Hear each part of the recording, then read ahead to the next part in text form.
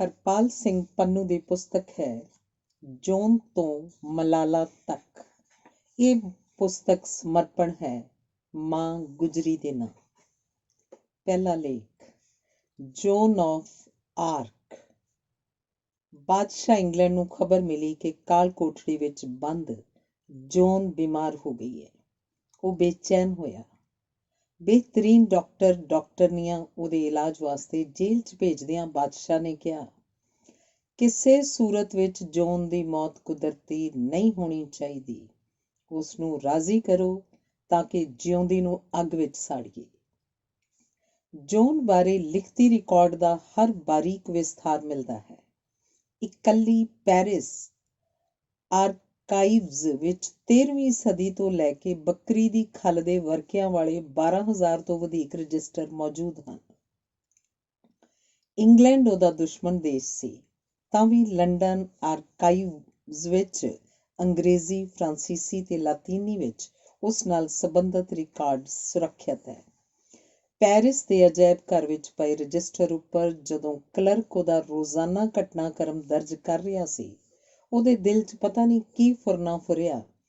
ਜਿਸ ਕਲਮ ਨਾਲ ਲਿਖ ਰਿਹਾ ਸੀ, ਉਸ ਨਾਲ ਹਾਸ਼ੀਏ ਉੱਪਰ ਜੌਨ ਦਾ ਚਿਹਰਾ ਉੱਕਰ ਦਿੱਤਾ। ਕਿਸੇ ਸਮਕਾਲੀ ਵਜੋਂ ਵਾਹਿਆ ਉਹਦਾ ਇਹ ਪਹਿਲਾ ਚਿੱਤਰ ਹੈ। ਜਿਸ ਵੇਲੇ ਦੀ ਇਹ ਸਾਖੀ ਹੈ, ਉਦੋਂ ਫਰਾਂਸ ਉੱਪਰ ਅੰਗਰੇਜ਼ਾਂ ਦਾ ਰਾਜ ਸੀ। ਮੌਜੂਦਾ ਰਿਕਾਰਡ ਅੰਗਰੇਜ਼ਾਂ ਵੱਲੋਂ ਤਿਆਰ ਕੀਤਾ ਗਿਆ ਹੈ। ਫਰਾਂਸ ਦਾ ਬਾਦਸ਼ਾਹ ਚਾਰਲਸ 6ਵਾਂ ਪਾਗਲਪਨ ਦਾ ਸ਼ਿਕਾਰ ਸੀ। ਉਹਦੀ ਮਹਾਰਾਣੀ ਇਸਾਬੀਓ ਇੰਗਲੈਂਡ ਦੇ ਬਾਦਸ਼ਾਹ ਹੈਨਰੀ 5ਵੇਂ ਨਾਲ ਮਿਲ ਕੇ ਸਾਜ਼ਿਸ਼ਾਂ ਵਿੱਚ ਸ਼ਾਮਲ ਹੋ ਗਈ ਸੀ। ਅਫਸਰ, ਜਾਗੀਰਦਾਰ ਤੇ ਜਰਨੈਲ ਭ੍ਰਿਸ਼ਟ ਹੋ ਗਏ ਸਨ। ਫਲਸਰੂਪ 1415 ਈਸਵੀ ਵਿੱਚ ਅੰਗਰੇਜ਼ੀ ਸੈਨਾ ਨੇ 7,000 ਫਰਾਂਸੀਸੀ ਕਤਲ ਕਰਕੇ 1500 ਬੰਦੀ ਬਣਾ ਕੇ ਪੈਰਿਸ ਉੱਪਰ ਕਬਜ਼ਾ ਕਰ ਲਿਆ। ਇਸ ਯੁੱਧ ਵਿੱਚ 500 ਅੰਗਰੇਜ਼ ਸੈਨਿਕ ਮਰੇ। ਸਾਲ 1392 ਚਾਰਲਸ ਵਿੱਚ ਪਾਗਲਪਨ ਦੇ ਲੱਛਣ ਪ੍ਰਗਟ ਹੋ ਗਏ ਸਨ, ਪਰ ਸਵਾਰਥੀ ਸਰਦਾਰਾਂ ਨੇ ਅਗਲੇ ਯੋਗ ਬਾਦਸ਼ਾਹ ਦੀ ਤਾਜਪੋਸ਼ੀ ਕਰਨ ਦੀ ਥਾਂ ਆਪਣੇ ਦੇਸ਼ ਨੂੰ ਲੁੱਟਣਾ ਮੁਨਾਸਿਬ ਸਮਝਿਆ, ਕਿਉਂਕਿ ਵਰਜਣ ਵਾਲਾ ਕੋਈ ਨਹੀਂ ਸੀ। ਲੰਡਨ ਦੇ ਬਾਦਸ਼ਾਹ ਹੈਨਰੀ ਨੇ ਫਰਾਂਸੀਸੀ ਸਰਦਾਰਾਂ ਨੂੰ ਗ੍ਰਿਫਤਾਰ ਕਰਨ ਉਪਰੰਤ ਕਿਹਾ, ਰੱਬ ਦੀ ਇੱਛਾ ਇਹਨਾਂ ਨੂੰ ਸਜ਼ਾ ਦੇਣ ਦੀ ਹੈ। ਫਰਾਂਸੀਸੀ ਸ਼ਹਿਜ਼ਾਦਾ ਡਾਫਿਨ, ਜਿਸ ਨੂੰ ਬਾਅਦ ਵਿੱਚ ਚਾਰਲਸ 7ਵਾਂ ਕਿਹਾ ਗਿਆ, 1403 ਵਿੱਚ ਜੰਮਿਆ ਸੀ, ਯਾਨੀ ਕਿ ਉਹਦੀ ਉਮਰ ਇਸ ਵਕਤ 12 ਸਾਲ ਦੀ ਸੀ। ਹੈਨਰੀ 5ਵੇਂ ਨੇ ਇਹਦੀ ਸ਼ਹਿਜ਼ਾਦੀ ਭੈਣ ਨਾਲ ਵਿਆਹ ਕਰਵਾ ਕੇ ਆਪਣਾ ਰਾਜ ਭਾਗ ਥਿਰ ਕੀਤਾ ਤੇ ਸਿਆਸੀ ਤੌਰ ਤੇ ਦਿਖਾਵਾ ਇਸ ਤਰ੍ਹਾਂ ਕੀਤਾ ਜਿਵੇਂ ਇੰਗਲੈਂਡ ਤੇ ਫਰਾਂਸ ਇੱਕ ਦੇਸ਼ ਹੋਵੇ। ਜਿਵੇਂ ਇੰਗਲੈਂਡ ਉੱਪਰ ਹੈਨਰੀ ਦਾ ਤੇ ਫਰਾਂਸ ਉੱਪਰ ਚਾਰਲਸ 7ਵੇਂ ਦਾ ਰਾਜ ਹੋਏ। ਚਾਰਲਸ ਨਾ ਮਾਤਰ ਦਾ ਬਾਦਸ਼ਾਹ ਸੀ, ਉਮਰ ਤੇ ਅਕਲ ਦੋਵੇਂ ਪਾਸਿਓਂ ਅਪਾਹਜ। ਫਰਾਂਸ ਦਾ ਕੌਮੀ ਚਿੰਨ੍ਹ ਲਿਲੀ ਫਲਾਵਰ ਤੇ ਇੰਗਲੈਂਡ ਦਾ ਚੀਤਾ ਤਾਜ ਤੇ ਸਰਕਾਰੀ ਹਥਿਆਰਾਂ ਉੱਪਰ ਖੁਣੇ ਗਏ। ਲਿਲੀ ਫਲਾਵਰ ਦਾ ਸਿੱਕੇ ਉੱਪਰ ਥਾਂ 1/4 ਤੇ ਚੀਤੇ ਦਾ 3/4 ਹੈ। ਇਤਫਾਕਨ 31 ਅਗਸਤ 1422 ਨੂੰ ਹੈਨਰੀ ਦੀ ਮੌਤ ਹੋ ਗਈ। 53 ਸਾਲਾ ਚਾਰਲਸ 6ਵਾਂ ਉਹਨੂੰ ਦਫਨ ਕਰਨ ਵਾਲਿਆਂ ਵਿੱਚ ਸੀ। 10 ਮਹੀਨੇ ਉਮਰ ਦੇ ਸ਼ਹਿਜ਼ਾਦੇ ਸਿਰ ਤਾਜ ਧਰ ਕੇ ਹੈਨਰੀ 6ਵਾਂ ਬਾਦਸ਼ਾਹ ਥਾਪਿਆ ਗਿਆ, ਪਰ ਇਸ ਨਿੱਕੇ ਬਾਦਸ਼ਾਹ ਦੇ ਸਰਪ੍ਰਸਤ ਤੇ ਸਰਦਾਰ ਜ਼ਿੰਮੇਵਾਰ ਰਿਸ਼ਤੇਦਾਰ ਸਨ। ਚਾਰਲਸ 6ਵਾਂ ਲੋਇਰੀ ਦੇ ਕਿਲੇ 'ਚ ਚਲਾ ਗਿਆ, ਕਿਉਂਕਿ ਇਹ ਉਹਦੇ ਵਫਾਦਾਰਾਂ ਦਾ ਇਲਾਕਾ ਸੀ। ਉਹਦੇ ਕਰਨ ਧਰਨ ਲਈ ਕੁਝ ਨਹੀਂ ਬਚਿਆ ਸੀ। ਉਹਦਾ ਨਾਬਾਲਗ ਪੁੱਤਰ ਅੰਗਰੇਜ਼ਾਂ ਦੀ ਪੁਤਲੀ ਵਜੋਂ ਰਾਜ ਕਰ ਰਿਹਾ ਸੀ। ਓਰਲੀਅਨ ਕਸਬਾ ਸੈਨਿਕ ਯੁੱਧ ਨੀਤੀ ਵਜੋਂ ਅਹਿਮ ਹੋਣ ਕਾਰਨ ਅੰਗਰੇਜ਼ਾਂ ਦੇ ਘੇਰੇ ਵਿੱਚ ਸੀ। ਇਹ ਘੇਰਾ ਦੇਰ ਤੱਕ ਰਹਿਣ ਕਾਰਨ ਲੋਕਾਂ ਦੀ ਜ਼ਿੰਦਗੀ ਨਰਕ ਬਣੀ ਹੋਈ ਸੀ, ਜਿਨ੍ਹਾਂ ਕੋਲ ਰੱਬ ਤੋਂ ਇਲਾਵਾ ਹੋਰ ਕੋਈ ਸਹਾਰਾ ਨਹੀਂ ਸੀ। ਐਤਵਾਰ 8 ਮਈ 1429 ਨੂੰ ਅਚਾਨਕ ਓਰਲੀਅਨ ਦੁਆਲਿਓਂ ਅੰਗਰੇਜ਼ੀ ਸੈਨਾ ਨੇ ਘੇਰਾ ਹਟਾ ਲਿਆ। ਇਹ ਧਮਾਕਾ ਖੋਜ਼ ਖਬਰ ਸੀ। ਪਤਾ ਨਹੀਂ ਕੀ ਹੋਇਆ, ਹੌਲੀ-ਹੌਲੀ ਹਰੇਕ ਵਸਨੀਕ ਦੇ ਮੂੰਹੋਂ ਇਹ ਲਫ਼ਜ਼ ਨਿਕਲ ਰਹੇ ਸਨ, ਝੰਡੇ ਵਾਲੀ ਜਵਾਨ ਬੀਬੀ ਨੇ ਕਰਾਮਾਤ ਕਰ ਦਿੱਤੀ। ਅਜਾਇਬ ਘਰ 'ਚ ਪਏ ਰਜਿਸਟਰ ਵਿੱਚ ਕਲਰਕ ਕਲੀਮੈਂਟ ਨੇ ਇਹੋ ਦਰਜ ਕੀਤਾ ਹੈ, made bearing a banner।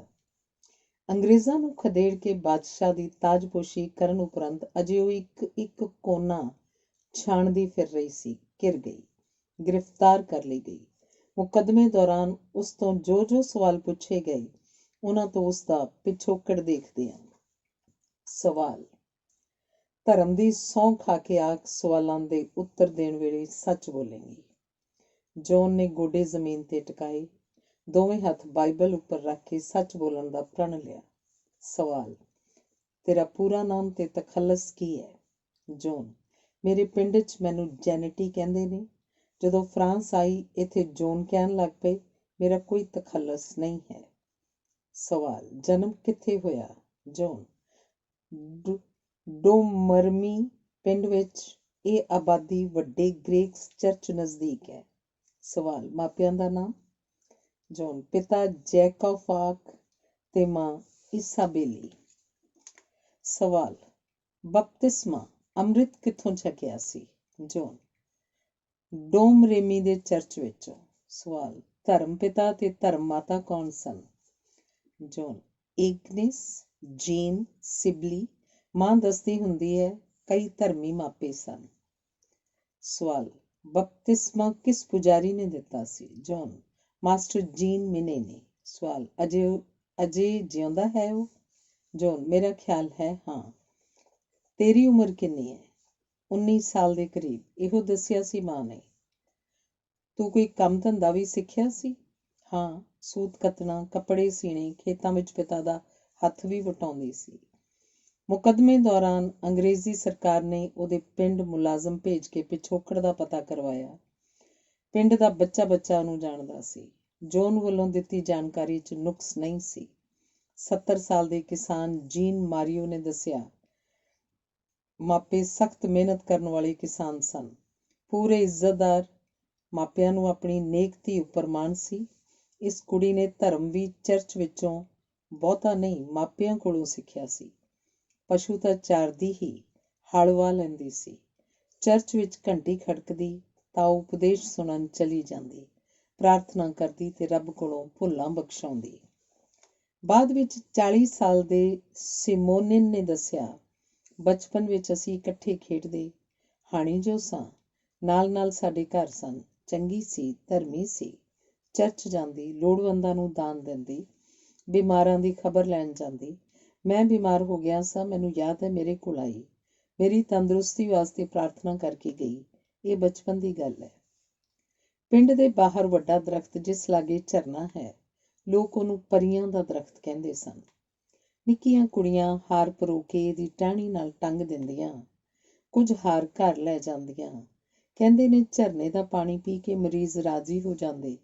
John ਕੁੜੀਆਂ ਨਾਲ ਨੱਚਦੀ ਤਾਂ ਦੇਖੀ ਨਹੀਂ, ਗੀਤ ਗਾਉਂਦੀ ਜ਼ਰੂਰ ਸੁਣੀ ਗਈ।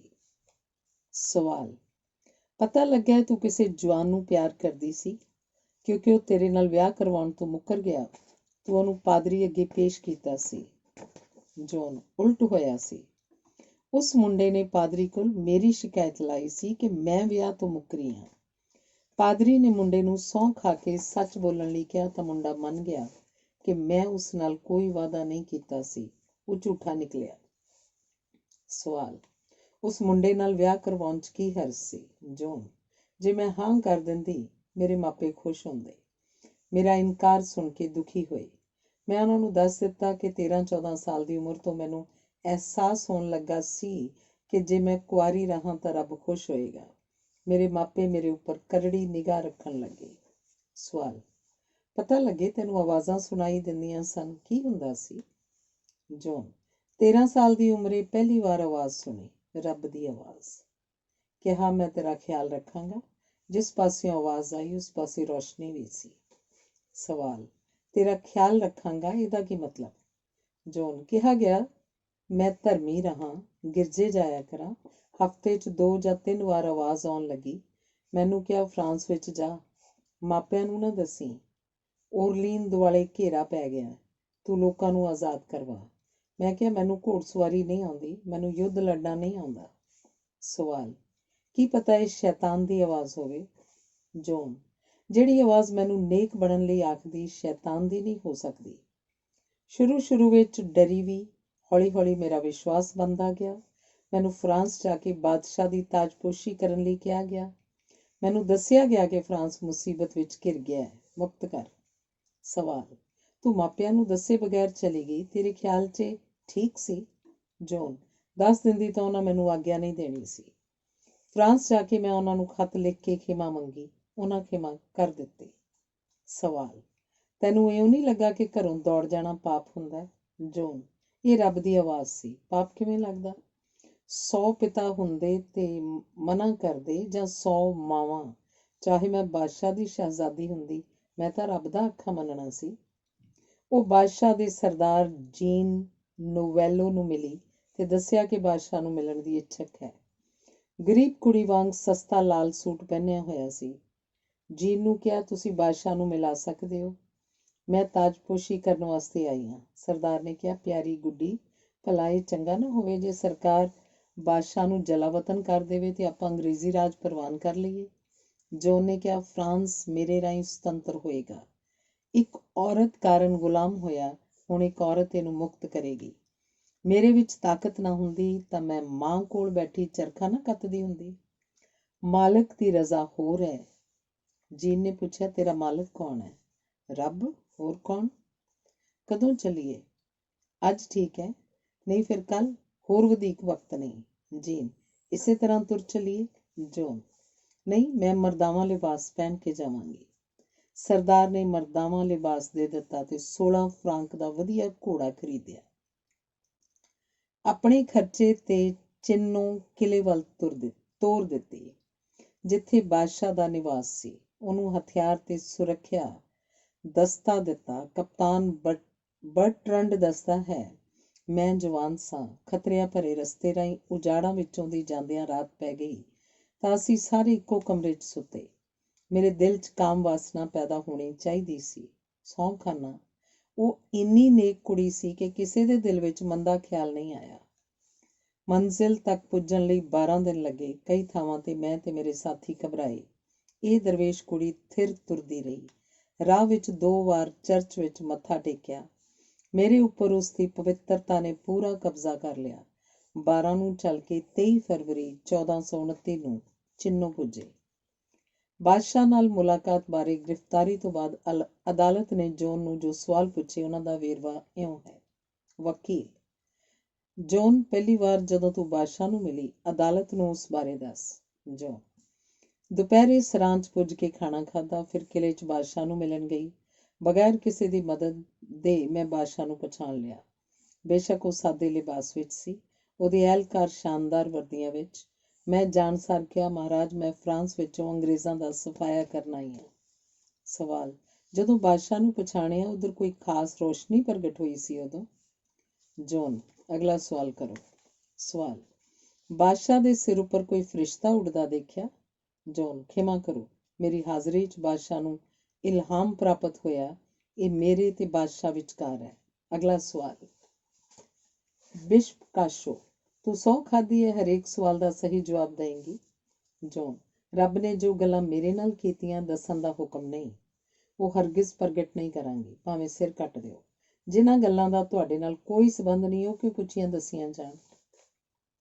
ਸਵਾਲ, ਤੂੰ ਜਾ ਕੇ ਕਿਹਾ ਕਿ ਬਾਦਸ਼ਾਹ ਨੂੰ ਮਿਲਣਾ ਹੈ, ਇਹ ਕਹਿਣ ਨਾਲ ਮੁਲਾਕਾਤ ਹੋ ਗਈ? ਜੌਨ, ਨਹੀਂ, ਪਹਿਲਾਂ ਮੈਨੂੰ ਲਫਟੈਨ ਦੇ ਘਰ ਭੇਜਿਆ ਗਿਆ, ਜਿਸ ਦੀ ਔਰਤ ਬੜੀ ਸਤਿਕਾਰਯੋਗ ਧਰਮੀ ਸੁਆਣੀ ਸੀ। ਫਿਰ ਪਾਦਰੀਆਂ ਨੇ ਮੇਰੀ ਇੰਟਰਵਿਊ ਲਈ। ਜਦੋਂ ਪਾਦਰੀ ਸੰਤੁਸ਼ਟ ਹੋ ਗਏ, ਤਦ ਮੈਨੂੰ ਮਿਲਣ ਦੀ ਆਗਿਆ ਹੋਈ। ਲੂਈ ਡੀ ਕੂਤ ਦੱਸਦਾ ਹੈ, ਮੇਰੀ ਉਮਰ 15 ਸਾਲ ਸੀ ਜਦੋਂ ਮੈਨੂੰ ਜੌਨ ਦੀ ਸੇਵਾ 'ਚ ਲਾਇਆ। ਇੱਕ ਹੋਰ ਔਰਤ ਉਹਨੂੰ ਬੰਦੀ ਵਜੋਂ ਦਿੱਤੀ। ਅਸੀਂ ਦਿਨ ਰਾਤ ਇਕੱਠੇ ਰਹਿੰਦੇ। ਅਨੇਕਾਂ ਅਫਸਰ, ਪ੍ਰੋਫੈਸਰ ਮਿਲਣ ਆਉਂਦੇ ਤਾਂ ਮੈਂ ਬਾਹਰ ਚਲਾ ਜਾਂਦਾ। ਮੈਨੂੰ ਕੋਈ ਪਤਾ ਨਹੀਂ ਕੀ ਹੋ ਰਿਹਾ ਸੀ। ਬਹੁਤਾ ਸਮਾਂ ਪਾਠ ਕਰਦੀ ਰਹਿੰਦੀ। ਇਕੱਲੀ ਹੁੰਦੀ ਤਾਂ ਕਦੀ-ਕਦੀ ਰੋ ਪੈਂਦੀ। ਮਲੇਚੋਂ ਦਾ ਸਰਦਾਰ ਦੱਸਦਾ ਹੈ, ਮੈਂ ਮਹਾਰਾਜੇ ਨਾਲ ਸਾਂ ਜਦੋਂ ਜੌਨ ਉਸ ਨਾਲ ਗੱਲਾਂ ਕਰਦਿਆਂ ਆਖ ਰਹੀ ਸੀ, ਸਾਰੀ ਧਰਤੀ ਰੱਬ ਦੀ ਹੈ। ਬਾਈਬਲ ਉੱਪਰ ਹੱਥ ਰੱਖ ਕੇ ਤੁਸੀਂ ਆਪਣਾ ਰਾਜ ਰੱਬ ਨੂੰ ਸੌਂਪ ਦਿਓ। ਬਦਲੇ ਵਿੱਚੋਂ ਤੁਹਾਨੂੰ ਤੁਹਾਡਾ ਰਾਜ ਤਖਤ ਸੌਂਪ ਦੇਗਾ। ਬਾਦਸ਼ਾਹ ਨੇ ਇਵੇਂ ਕੀਤਾ। ਜੌਨ ਨੇ ਮੈਨੂੰ ਕਿਹਾ, ਪਾਦਰੀਆਂ ਤੇ ਪ੍ਰੋਫੈਸਰਾਂ ਨੇ ਮੇਰੀ ਪ੍ਰੀਖਿਆ ਲਈ ਤੇ ਇਸ ਸਿੱਟੇ ਤੇ ਪੁੱਜੇ ਕਿ ਮੈਂ ਧਾਰਮਿਕ, ਕੈਥੋਲਿਕ, ਈਸਾਈ ਹਾਂ। ਇਸ ਤੋਂ ਇਲਾਵਾ ਹੋਰ ਮੈਂ ਕੀ ਹਾਂ, ਉਹਨਾਂ ਨੂੰ ਪਤਾ ਨਹੀਂ ਸੀ।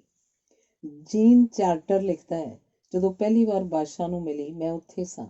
ਸਾਦੇ ਲਿਬਾਸ ਵਿੱਚ ਬਾਦਸ਼ਾਹ ਨੂੰ ਉਹਨੇ ਖੁਦ ਪਛਾਣ ਕੇ ਇਸ ਤਰ੍ਹਾਂ ਸਲਾਮ ਅਰਜ਼ ਕੀਤਾ ਜਿਵੇਂ ਦੇਰ ਤੋਂ ਮਹਿਲ ਦੀਆਂ ਰਵਾਇਤਾਂ ਤੋਂ ਵਾਕਫ ਹੋਵੇ।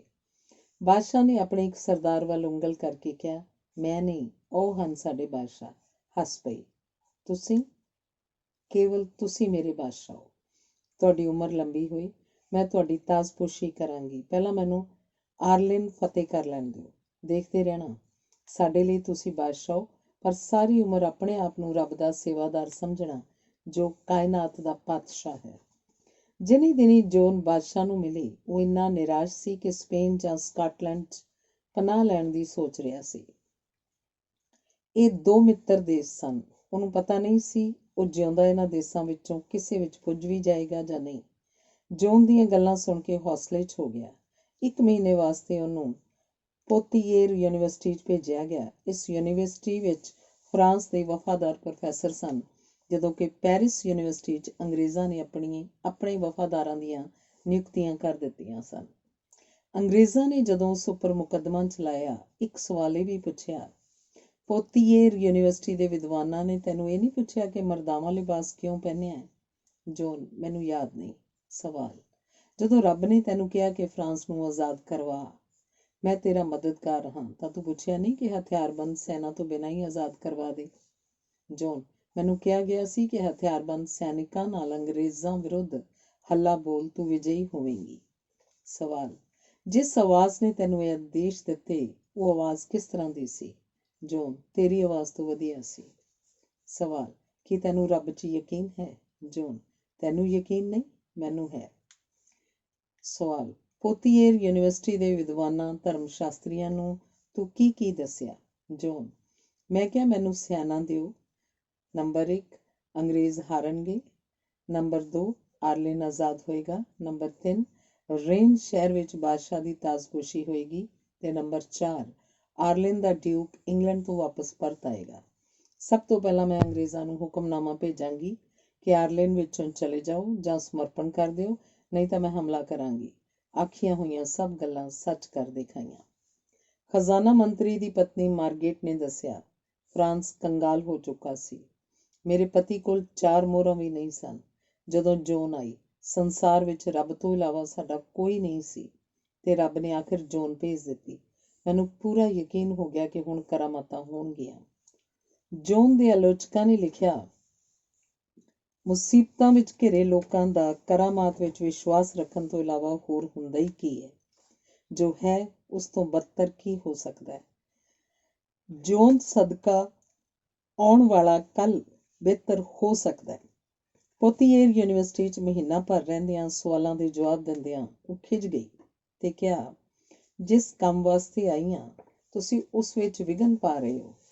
ਬਾਦਸ਼ਾਹ ਨੂੰ ਮਿਲ ਕੇ ਆਖਰੀ ਫੈਸਲਾ ਲੈਣ ਦਾ ਵਕਤ ਖੁੰਝ ਰਿਹਾ ਹੈ। ਚਲੋ ਚੱਲੀਏ। ਬਾਦਸ਼ਾਹ ਦਾ ਨਿੱਜੀ ਕਪਤਾਨ ਗੋਬੇਰ ਦੱਸਦਾ ਹੈ, ਯੂਨੀਵਰਸਿਟੀ ਤੋਂ ਪਰਤ ਕੇ ਜਦੋਂ ਜੋਨ ਚਿੰਨ੍ਹੋਂ ਆਈ, ਮੈਂ ਮੌਜੂਦ ਸਾਂ। ਉਸ ਬਾਰੇ ਮੈਨੂੰ ਵਧੇਕ ਜਾਣਕਾਰੀ ਨਹੀਂ ਸੀ। ਬਾਦਸ਼ਾਹ ਨੇ ਮੈਨੂੰ ਕਿਹਾ ਕਿ ਜੋਨ ਨੂੰ ਗੈਸਟ ਹਾਊਸ 'ਚ ਲੈ ਜਾਓ, ਤਾਂ ਜੋਨ ਨੇ ਮੇਰੇ ਮੋਢੇ 'ਤੇ ਥਾਪੀ ਦਿੰਦਿਆਂ ਕਿਹਾ, ਮੈਨੂੰ ਤੇਰੇ ਵਰਗੇ ਹਿੰਮਤੀ ਯੋਧਿਆਂ ਦੀ ਲੋੜ ਹੈ। ਰਿਹਾਇਸ਼ 'ਤੇ ਪੁੱਜੇ ਤਾਂ ਉਹ ਵਰਸੇਲ ਦਾ ਪੀਅਰੀ 2 ਹੋਰ ਕਪਤਾਨਾਂ ਨਾਲ ਆ ਗਿਆ ਤੇ ਕਿਹਾ, ਜੋਨ ਬੀਬੀ, ਸਾਨੂੰ ਬਾਦਸ਼ਾਹ ਨੇ ਭੇਜਿਆ। ਜੋਨ ਬੋਲੀ, ਜੇ ਮੇਰੇ ਤੋਂ ਕੋਈ ਪੁੱਛ-ਗਿੱਛ ਕਰਨੀ ਹੈ ਤਾਂ ਇਹ ਸਮਝੋ ਕਿ ਮੈਂ ਬਿਲਕੁਲ ਬੇਸਮਝ ਹਾਂ, ਜਿਹਨੂੰ ਊੜਾ ਐੜਾ ਵੀ ਨਹੀਂ ਆਉਂਦਾ।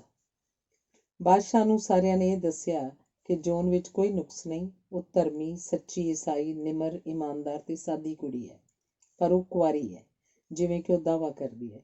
ਇਸ ਦਾ ਪਤਾ ਨਹੀਂ। ਬਾਦਸ਼ਾਹ ਨੇ ਮਾਹਿਰ ਔਰਤਾਂ ਸਿਸਲੀ ਦੀ ਮਹਾਰਾਣੀ ਦੀ ਨਿਗਰਾਨੀ ਵਿੱਚ ਇਹ ਆਖਰੀ ਪਰਖ ਕਰਨ ਹਿੱਤ ਭੇਜੀਆਂ। ਇਹਨਾਂ ਔਰਤਾਂ ਨੇ ਪਰਖਣ ਤੋਂ ਬਾਅਦ ਰਿਪੋਰਟ ਦਿੱਤੀ, ਬਿਨਾਂ ਸ਼ੱਕ ਜੋਨ ਪਵਿੱਤਰ ਕੰਨਿਆ ਹੈ। ਬਾਦਸ਼ਾਹ ਨੇ ਉਸ ਦੇ ਮੇਚ ਦੇ ਹਥਿਆਰ ਮੰਗਵਾਏ। ਬਤੌਰ ਜਰਨੈਲ ਉਸਨੂੰ ਤਮਗੇ ਪਹਿਨਾ ਕੇ ਰਸਮੀ ਤੌਰ 'ਤੇ ਕਮਾਂਡਰ ਬਣਾਇਆ ਤੇ ਉਸ ਅਧੀਨ ਕੰਮ ਕਰਨ ਵਾਲੇ ਕਪਤਾਨਾਂ ਦੀ ਡਿਊਟੀ ਲਾ ਕੇ ਆਰਲਿਨ ਫਤਿਹ ਕਰਨ ਵਾਸਤੇ ਤੋਰ ਦਿੱਤੀ। ਜੋਨ ਨੇ ਆਪਣੀ ਮਰਜ਼ੀ ਦਾ ਝੰਡਾ ਬਣਵਾਇਆ।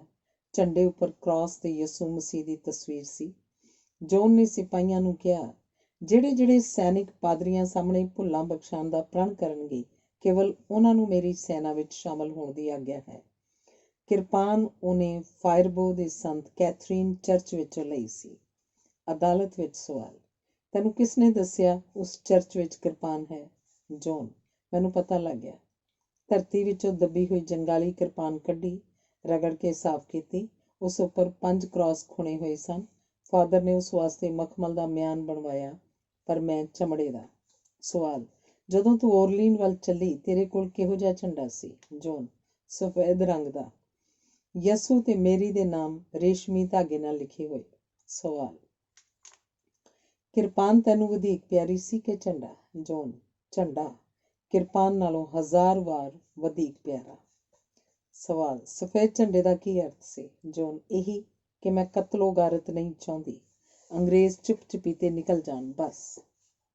ਸਰਦਾਰ ਧਰਮੀ, ਉਹਦਾ ਫੌਜੀ ਕਪਤਾਨ, ਦੱਸਦਾ ਹੈ ਉਹ ਬਿਲਕੁਲ ਸਾਦੀ ਤੇ ਅਬੋਧ ਸੀ, ਪਰ ਜਦੋਂ ਯੁੱਧ ਛਿੜ ਜਾਂਦਾ ਜਿਵੇਂ ਉਹ ਪੈਂਤੜੇ ਬਦਲਾਉਂਦੀ, ਜਵਾਨਾਂ ਨੂੰ ਹੌਸਲਾ ਦਿੰਦੀ, ਦੁਸ਼ਮਣ ਨੂੰ ਲਲਕਾਰਦੀ ਹੁੰਦੀ, ਤਾਂ ਸਾਨੂੰ ਇਉਂ ਲੱਗਦਾ ਦੁਨੀਆ ਵਿੱਚ ਇਹਦੇ ਮੁਕਾਬਲੇ ਦਾ ਕੋਈ ਯੋਧਾ ਨਹੀਂ, ਜਿਵੇਂ ਜਨਮਾਂ ਜਨਮਾਂਤਰਾਂ ਤੋਂ ਯੁੱਧ ਕਲਾ ਸਿੱਖਦੀ ਆਈ ਹੋਵੇ। ਲੂਈ ਡੀ ਕੂਤ ਅਨੁਸਾਰ ਨੇਕ ਬਖਤ ਭਲੀ ਕੁੜੀ ਸੀ, ਕੈਥੋਲਿਕ ਰਹਿਤ ਮੁਤਾਬਕ ਰਹਿੰਦੀ, ਕੋਈ ਮਾੜੀ ਹਰਕਤ ਕਰੇ, ਮਾੜਾ ਬੋਲ ਬੋਲੇ, ਬਰਦਾਸ਼ਤ ਨਹੀਂ ਕਰਦੀ ਸੀ। ਘੋਰ ਯੁੱਧ ਦੌਰਾਨ ਵੀ ਵਕਤ ਦੀ ਪ੍ਰਾਰਥਨਾ ਖੁੰਝਾਉਂਦੀ ਨਹੀਂ ਸੀ। ਇਲੇਚੋਨ ਦੇ ਸਰਦਾਰ ਨੇ ਕੋਈ ਗਲਤ ਬੋਲ ਦਿੱਤਾ ਤਾਂ ਉਹਦੀ ਸਖਤ ਝਾੜ ਝੰਬ ਕੀਤੀ ਸੀ। ਕੋਈ ਉਸ ਅੱਗੇ ਕੁਸਕਦਾ ਨਹੀਂ ਸੀ। ਔਰਤਾਂ ਨੂੰ ਯੁੱਧ ਵਿੱਚ ਸ਼ਾਮਲ ਹੋਣ ਦੀ ਆਗਿਆ ਨਹੀਂ ਦਿੱਤੀ ਸੀ। ਇੱਕ ਕਪਤਾਨ ਆਪਣੀ ਪਤਨੀ ਨੂੰ ਲੈ ਆਇਆ ਤਾਂ ਚੇਤੀ ਤੇਰੀ ਕਸਬੇ ਨੇੜੇ ਉਸਨੇ ਮਿਆਨ ਵਿੱਚੋਂ ਕੁਰਬਾਨ ਕੱਢ ਕੇ ਕਿਹਾ, ਇਸ ਤੋਂ ਪਹਿਲਾਂ ਮੈਂ ਕੋਈ ਸਖਤੀ ਕਰਾਂ, ਵਾਪਸ ਚਲੇ ਜਾ। ਇਸ ਔਰਤ ਨਾਲ ਨਰਮ ਰਹੀ, ਪਰ ਉਹਦੇ ਖਾਵੰਦ ਵਿਰੁੱਧ ਸਖਤੀ ਵਰਤੀ। ਅਲੇਸੋਨ ਦਾ ਡਿਊਕ ਦੱਸਦਾ ਹੈ, ਰਾਤ ਪੈਂਦੀ ਤਾਂ ਜ਼ਮੀਨ ਤੇ ਘਾਹ ਫੂਸ ਵਿਛਾ ਕੇ ਤੰਬੂ 'ਚ ਅਸੀਂ ਨਾਲ ਸੌਂਦੇ। ਮੈਨੂੰ ਉਹ ਸੋਹਣੀ ਲੱਗਦੀ, ਪਰ ਮੇਰੇ ਅੰਦਰ ਵਾਸਨਾ ਪੈਦਾ ਨਹੀਂ ਹੋਈ।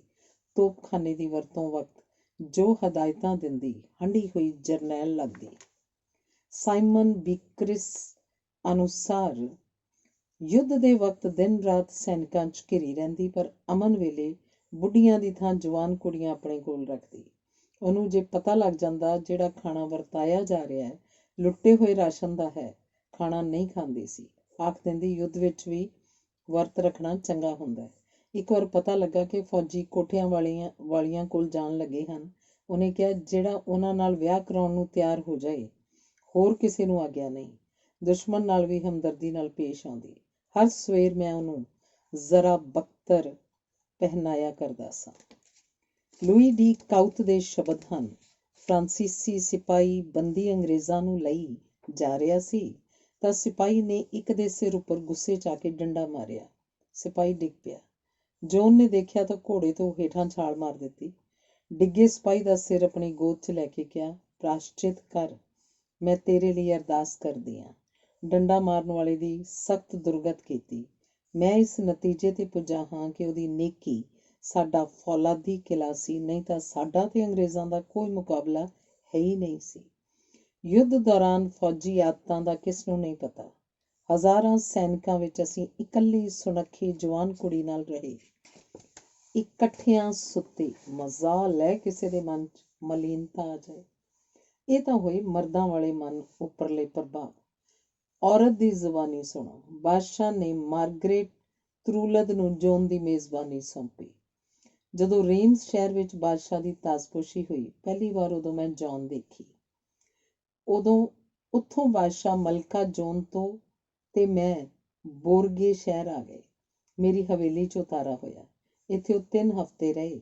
ਮੈਂ ਉਹਨੂੰ ਪੀਂਦੀ, ਖਾਂਦੀ, ਸੌਂਦੀ, ਜਾਗਦੀ, ਗੱਲਾਂ ਕਰਦੀ, ਪ੍ਰਾਰਥਨਾ ਕਰਦੀ ਦੇਖਦੀ ਤੇ ਮੈਂ ਸੋਚਦੀ, ਇਸ ਵਰਗੀ ਨੇਕੀ ਦੀ ਤਸਵੀਰ ਹੋਰ ਕਿੱਥੇ ਦਿਸੇਗੀ। ਚਰਚ ਵਿੱਚ ਉਪਦੇਸ਼ ਸੁਣਨ ਜਾਂਦੀ, ਭੁੱਲਾਂ ਬਖਸ਼ਾਉਂਦੀ ਤੇ ਮੈਨੂੰ ਆਖਿਆ ਕਰਦੀ, ਸੰਗਤ ਵਿੱਚ ਜਾਣ ਨਾਲ ਬੜਾ ਪੁੰਨ ਮਿਲਦਾ ਹੈ। ਮੈਂ ਉਹਨੂੰ ਪੁੱਛ ਲਿਆ, ਯੁੱਧ ਵਿੱਚ ਜਾਣ ਵੇਲੇ ਤੈਨੂੰ ਘਬਰਾਹਟ ਨਹੀਂ ਹੁੰਦੀ? ਹੱਸ ਪਈ, ਕਹਿਣ ਲੱਗੀ, ਜਿਹੋ ਜਿਹੇ ਬਾਕੀ ਸਿਪਾਹੀ ਨੇ ਮੈਂ ਵੀ ਉਵੇਂ ਖਤਰਿਆਂ ਵਿੱਚ ਹੁੰਦੀ ਹਾਂ, ਪਰ ਮੈਨੂੰ ਕਦੀ ਘਬਰਾਹਟ ਨਹੀਂ ਹੋਈ। ਪਾਦਰੀ ਜਦੋਂ ਮੇਰੇ ਤੋਂ ਸਵਾਲ ਪੁੱਛਣੋਂ ਨਹੀਂ ਹਟਦੇ, ਉਦੋਂ ਮੈਂ ਘਬਰਾ ਕੇ ਆਖਰ ਕਹਿ ਦਿੰਦੀ ਹਾਂ, ਜੋ ਤੁਹਾਡੀਆਂ ਕਿਤਾਬਾਂ ਵਿੱਚ ਹੈ, ਰੱਬ ਦੀਆਂ ਕਿਤਾਬਾਂ ਵਿੱਚ ਉਸ ਤੋਂ ਬਹੁਤਾ ਕੁਝ ਵਧੀਕ ਲਿਖਿਆ ਹੋਇਆ। ਉਸ ਵਰਗੀ ਦੇਸੀ ਤੇ ਸਾਦੀ ਕੁੜੀ ਮੈਂ ਨਹੀਂ ਦੇਖੀ ਕਦੀ। ਕਈ ਵਾਰ ਔਰਤਾਂ ਸਾਡੇ ਘਰ ਆਉਂਦੀਆਂ, ਆਪਣੇ ਨਾਲ ਕੋਈ ਕੱਪੜਾ ਜਾਂ ਕੋਈ ਹੋਰ ਚੀਜ਼ ਲਿਆਉਂਦੀਆਂ, ਤੇ ਜੋਨ ਅੱਗੇ ਬੇਨਤੀ ਕਰਦੀਆਂ, ਇਸ ਨੂੰ ਆਪਣੇ ਪਵਿੱਤਰ ਹੱਥਾਂ ਨਾਲ ਛੋਹ ਦਿਓ, ਸਾਡੇ ਤੋਂ ਬਲਾਵਾਂ ਦੂਰ ਰਹਿਣਗੀਆਂ। ਤਾਂ ਪੇਂਡੂ ਕੁੜੀ ਵਾਂਗ ਹੱਸਦੀ ਤੇ ਆਖਦੀ, ਤੁਹਾਡੇ ਹੱਥ ਮੇਰੇ ਵਰਗੇ ਹੀ ਨੇ। ਆਪਣੀਆਂ ਚੀਜ਼ਾਂ ਨੂੰ ਰੱਬ ਦਾ ਨਾਮ ਲੈ ਕੇ ਆਪ ਛੂਹੋ, ਕੋਈ ਮੁਸੀਬਤ ਨਹੀਂ ਆਏਗੀ। ਕੋਈ ਦਾਨ ਦੇ ਜਾਂਦਾ, ਆਪਣੇ ਕੋਲ ਨਾ ਰੱਖਦੀ, ਕਿਸੇ ਲੋੜਵੰਦ ਨੂੰ ਦੇ ਦਿੰਦੀ। ਉਹ ਪਵਿੱਤਰ ਕੰਨਿਆ ਸੀ, ਪੂਰਨ ਮਾਸੂਮੀਅਤ ਦੀ ਤਸਵੀਰ। ਪਰ ਜਦੋਂ ਹੱਥ ਵਿੱਚ ਨੇਜ਼ਾ ਫੜ ਕੇ ਘੋੜੇ ਨੂੰ ਅੱਡੀ ਲਾਉਂਦੀ, ਤੂਫਾਨ ਮਚ ਜਾਇਆ ਕਰਦਾ ਸੀ। ਉਹਦਾ ਮੁਕਾਬਲਾ ਹੀ ਨਹੀਂ ਸੀ। ਦੱਸਿਆ ਜਾ ਚੁੱਕਿਆ ਹੈ ਕਿ ਓਰਲੇਨ ਸ਼ਹਿਰ ਨੂੰ ਅੰਗਰੇਜ਼ਾਂ ਨੇ ਉਵੇਂ ਘੇਰਿਆ ਹੋਇਆ ਸੀ ਜਿਵੇਂ ਗੁਰੂ ਗੋਬਿੰਦ ਸਿੰਘ ਜੀ ਦੇ ਸਮੇਂ ਅਨੰਦਪੁਰ ਨੂੰ ਜਾਂ ਬਾਬਾ ਬੰਦਾ ਸਿੰਘ ਵਕਤ ਗੁਰਦਾਸ ਨੰਗਲ ਦੀ ਗੜੀ ਨੂੰ। ਜੋਨ ਨੇ ਘੇਰਾ ਚੁਕਾਉਣ ਵਾਸਤੇ ਯੁੱਧ ਕਰਨ ਤੋਂ ਪਹਿਲਾਂ ਸਬੰਧਤ ਧਿਰਾਂ ਨੂੰ ਖੱਤ ਲਿਖਿਆ। ਯਸੂ ਮਸੀਹ ਤੇ ਮਰੀਅਮ ਦਾ ਨਾਮ ਲੈ ਕੇ ਇੰਗਲੈਂਡ ਦੇ ਬਾਦਸ਼ਾਹ ਤੁਹਾਨੂੰ ਤੇ ਬੈਡਫੋਰਡ ਦੇ ਡਿਊਕ ਤੁਹਾਨੂੰ, ਸਫੋਕ ਦੇ ਜਾਗੀਰਦਾਰ ਪਾਲ, ਸਕੇਲਜ਼ ਦੇ ਮਾਲਕ ਟਾਮਸ, ਜਿਹੜੇ ਤੁਸੀਂ ਆਪਣੇ ਆਪ ਨੂੰ ਬੈਡਫੋਰਡ ਡਿਊਕ ਦੇ ਲੈਫਟੈਨੈਂਟ ਦੱਸਦੇ ਹੋ, ਤੁਹਾਨੂੰ ਸਾਰਿਆਂ ਨੂੰ ਕਾਇਨਾਤ ਦੇ ਮਾਲਕ ਰੱਬ ਸੱਚੇ ਵੱਲੋਂ ਇਹ ਖੱਤ ਭੇਜਦੀ ਹਾਂ।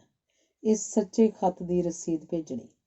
ਫਰਾਂਸ ਦੇ ਜਿਨ੍ਹਾਂ ਸ਼ਹਿਰਾਂ ਉੱਪਰ ਤੁਸੀਂ ਨਾਜਾਇਜ਼ ਕਬਜ਼ੇ ਕਰਕੇ ਜਨਤਾ ਨੂੰ ਤੰਗ ਕੀਤਾ, ਉਹਨਾਂ ਸਾਰਿਆਂ ਦੇ ਦਰਵਾਜ਼ਿਆਂ ਦੀਆਂ ਚਾਬੀਆਂ ਕੁਆਰੀ ਜੋਨ ਆਫ ਆਰਕ ਦੇ ਹਵਾਲੇ ਕਰ ਦਿਓ। ਰੱਬੀ ਹੁਕਮ ਸਦਕਾ ਉਹ ਆਪਣੇ ਖੋਏ ਗਏ ਹੱਕ ਲੈਣ ਵਾਸਤੇ ਆ ਗਈ ਹੈ। ਉਹ ਤੁਹਾਡੇ ਨਾਲ ਸੰਧੀ ਉੱਪਰ ਦਸਤਖਤ ਕਰਨ ਲਈ ਤਿਆਰ ਹੈ, ਬਸ਼ਰਤੇ ਕਿ ਤੁਸੀਂ ਫਰਾਂਸ ਉਹਦੇ ਹਵਾਲੇ ਕਰੋ ਤੇ ਹੋਏ ਨੁਕਸਾਨ ਦਾ ਇਵਜ਼ਾਨਾ ਭਰੋ ਤੇ ਤੁਸੀਂ ਯੋਧਿਓ, ਹਥਿਆਰਬੰਦ ਸਿਪਾਹੀਓ, ਆਪਣੇ ਆਪਣੇ ਦੇਸ਼ ਪਰਤ ਜਾਓ। ਹੁਕਮ ਅਦੂਲੀ ਹੋਈ ਤਾਂ ਕੁਆਰੀ ਤੁਹਾਡੇ ਸਾਹਮਣੇ ਆਏਗੀ, ਤਬਾਹੀ ਮਚੇਗੀ। ਇੰਗਲੈਂਡ ਦੇ ਬਾਦਸ਼ਾਹ ਫਰਾਂਸ ਵਿੱਚ ਦਾਖਲ ਹੋਏ, ਤੁਹਾਡੇ ਬੰਦਿਆਂ ਨੂੰ ਮੈਂ ਫੌਜਾਂ ਦੀ ਕਮਾਂਡਰ ਇਨ ਚੀਫ ਵਜੋਂ ਰਿਹਾ ਕਰਾਂਗੀ।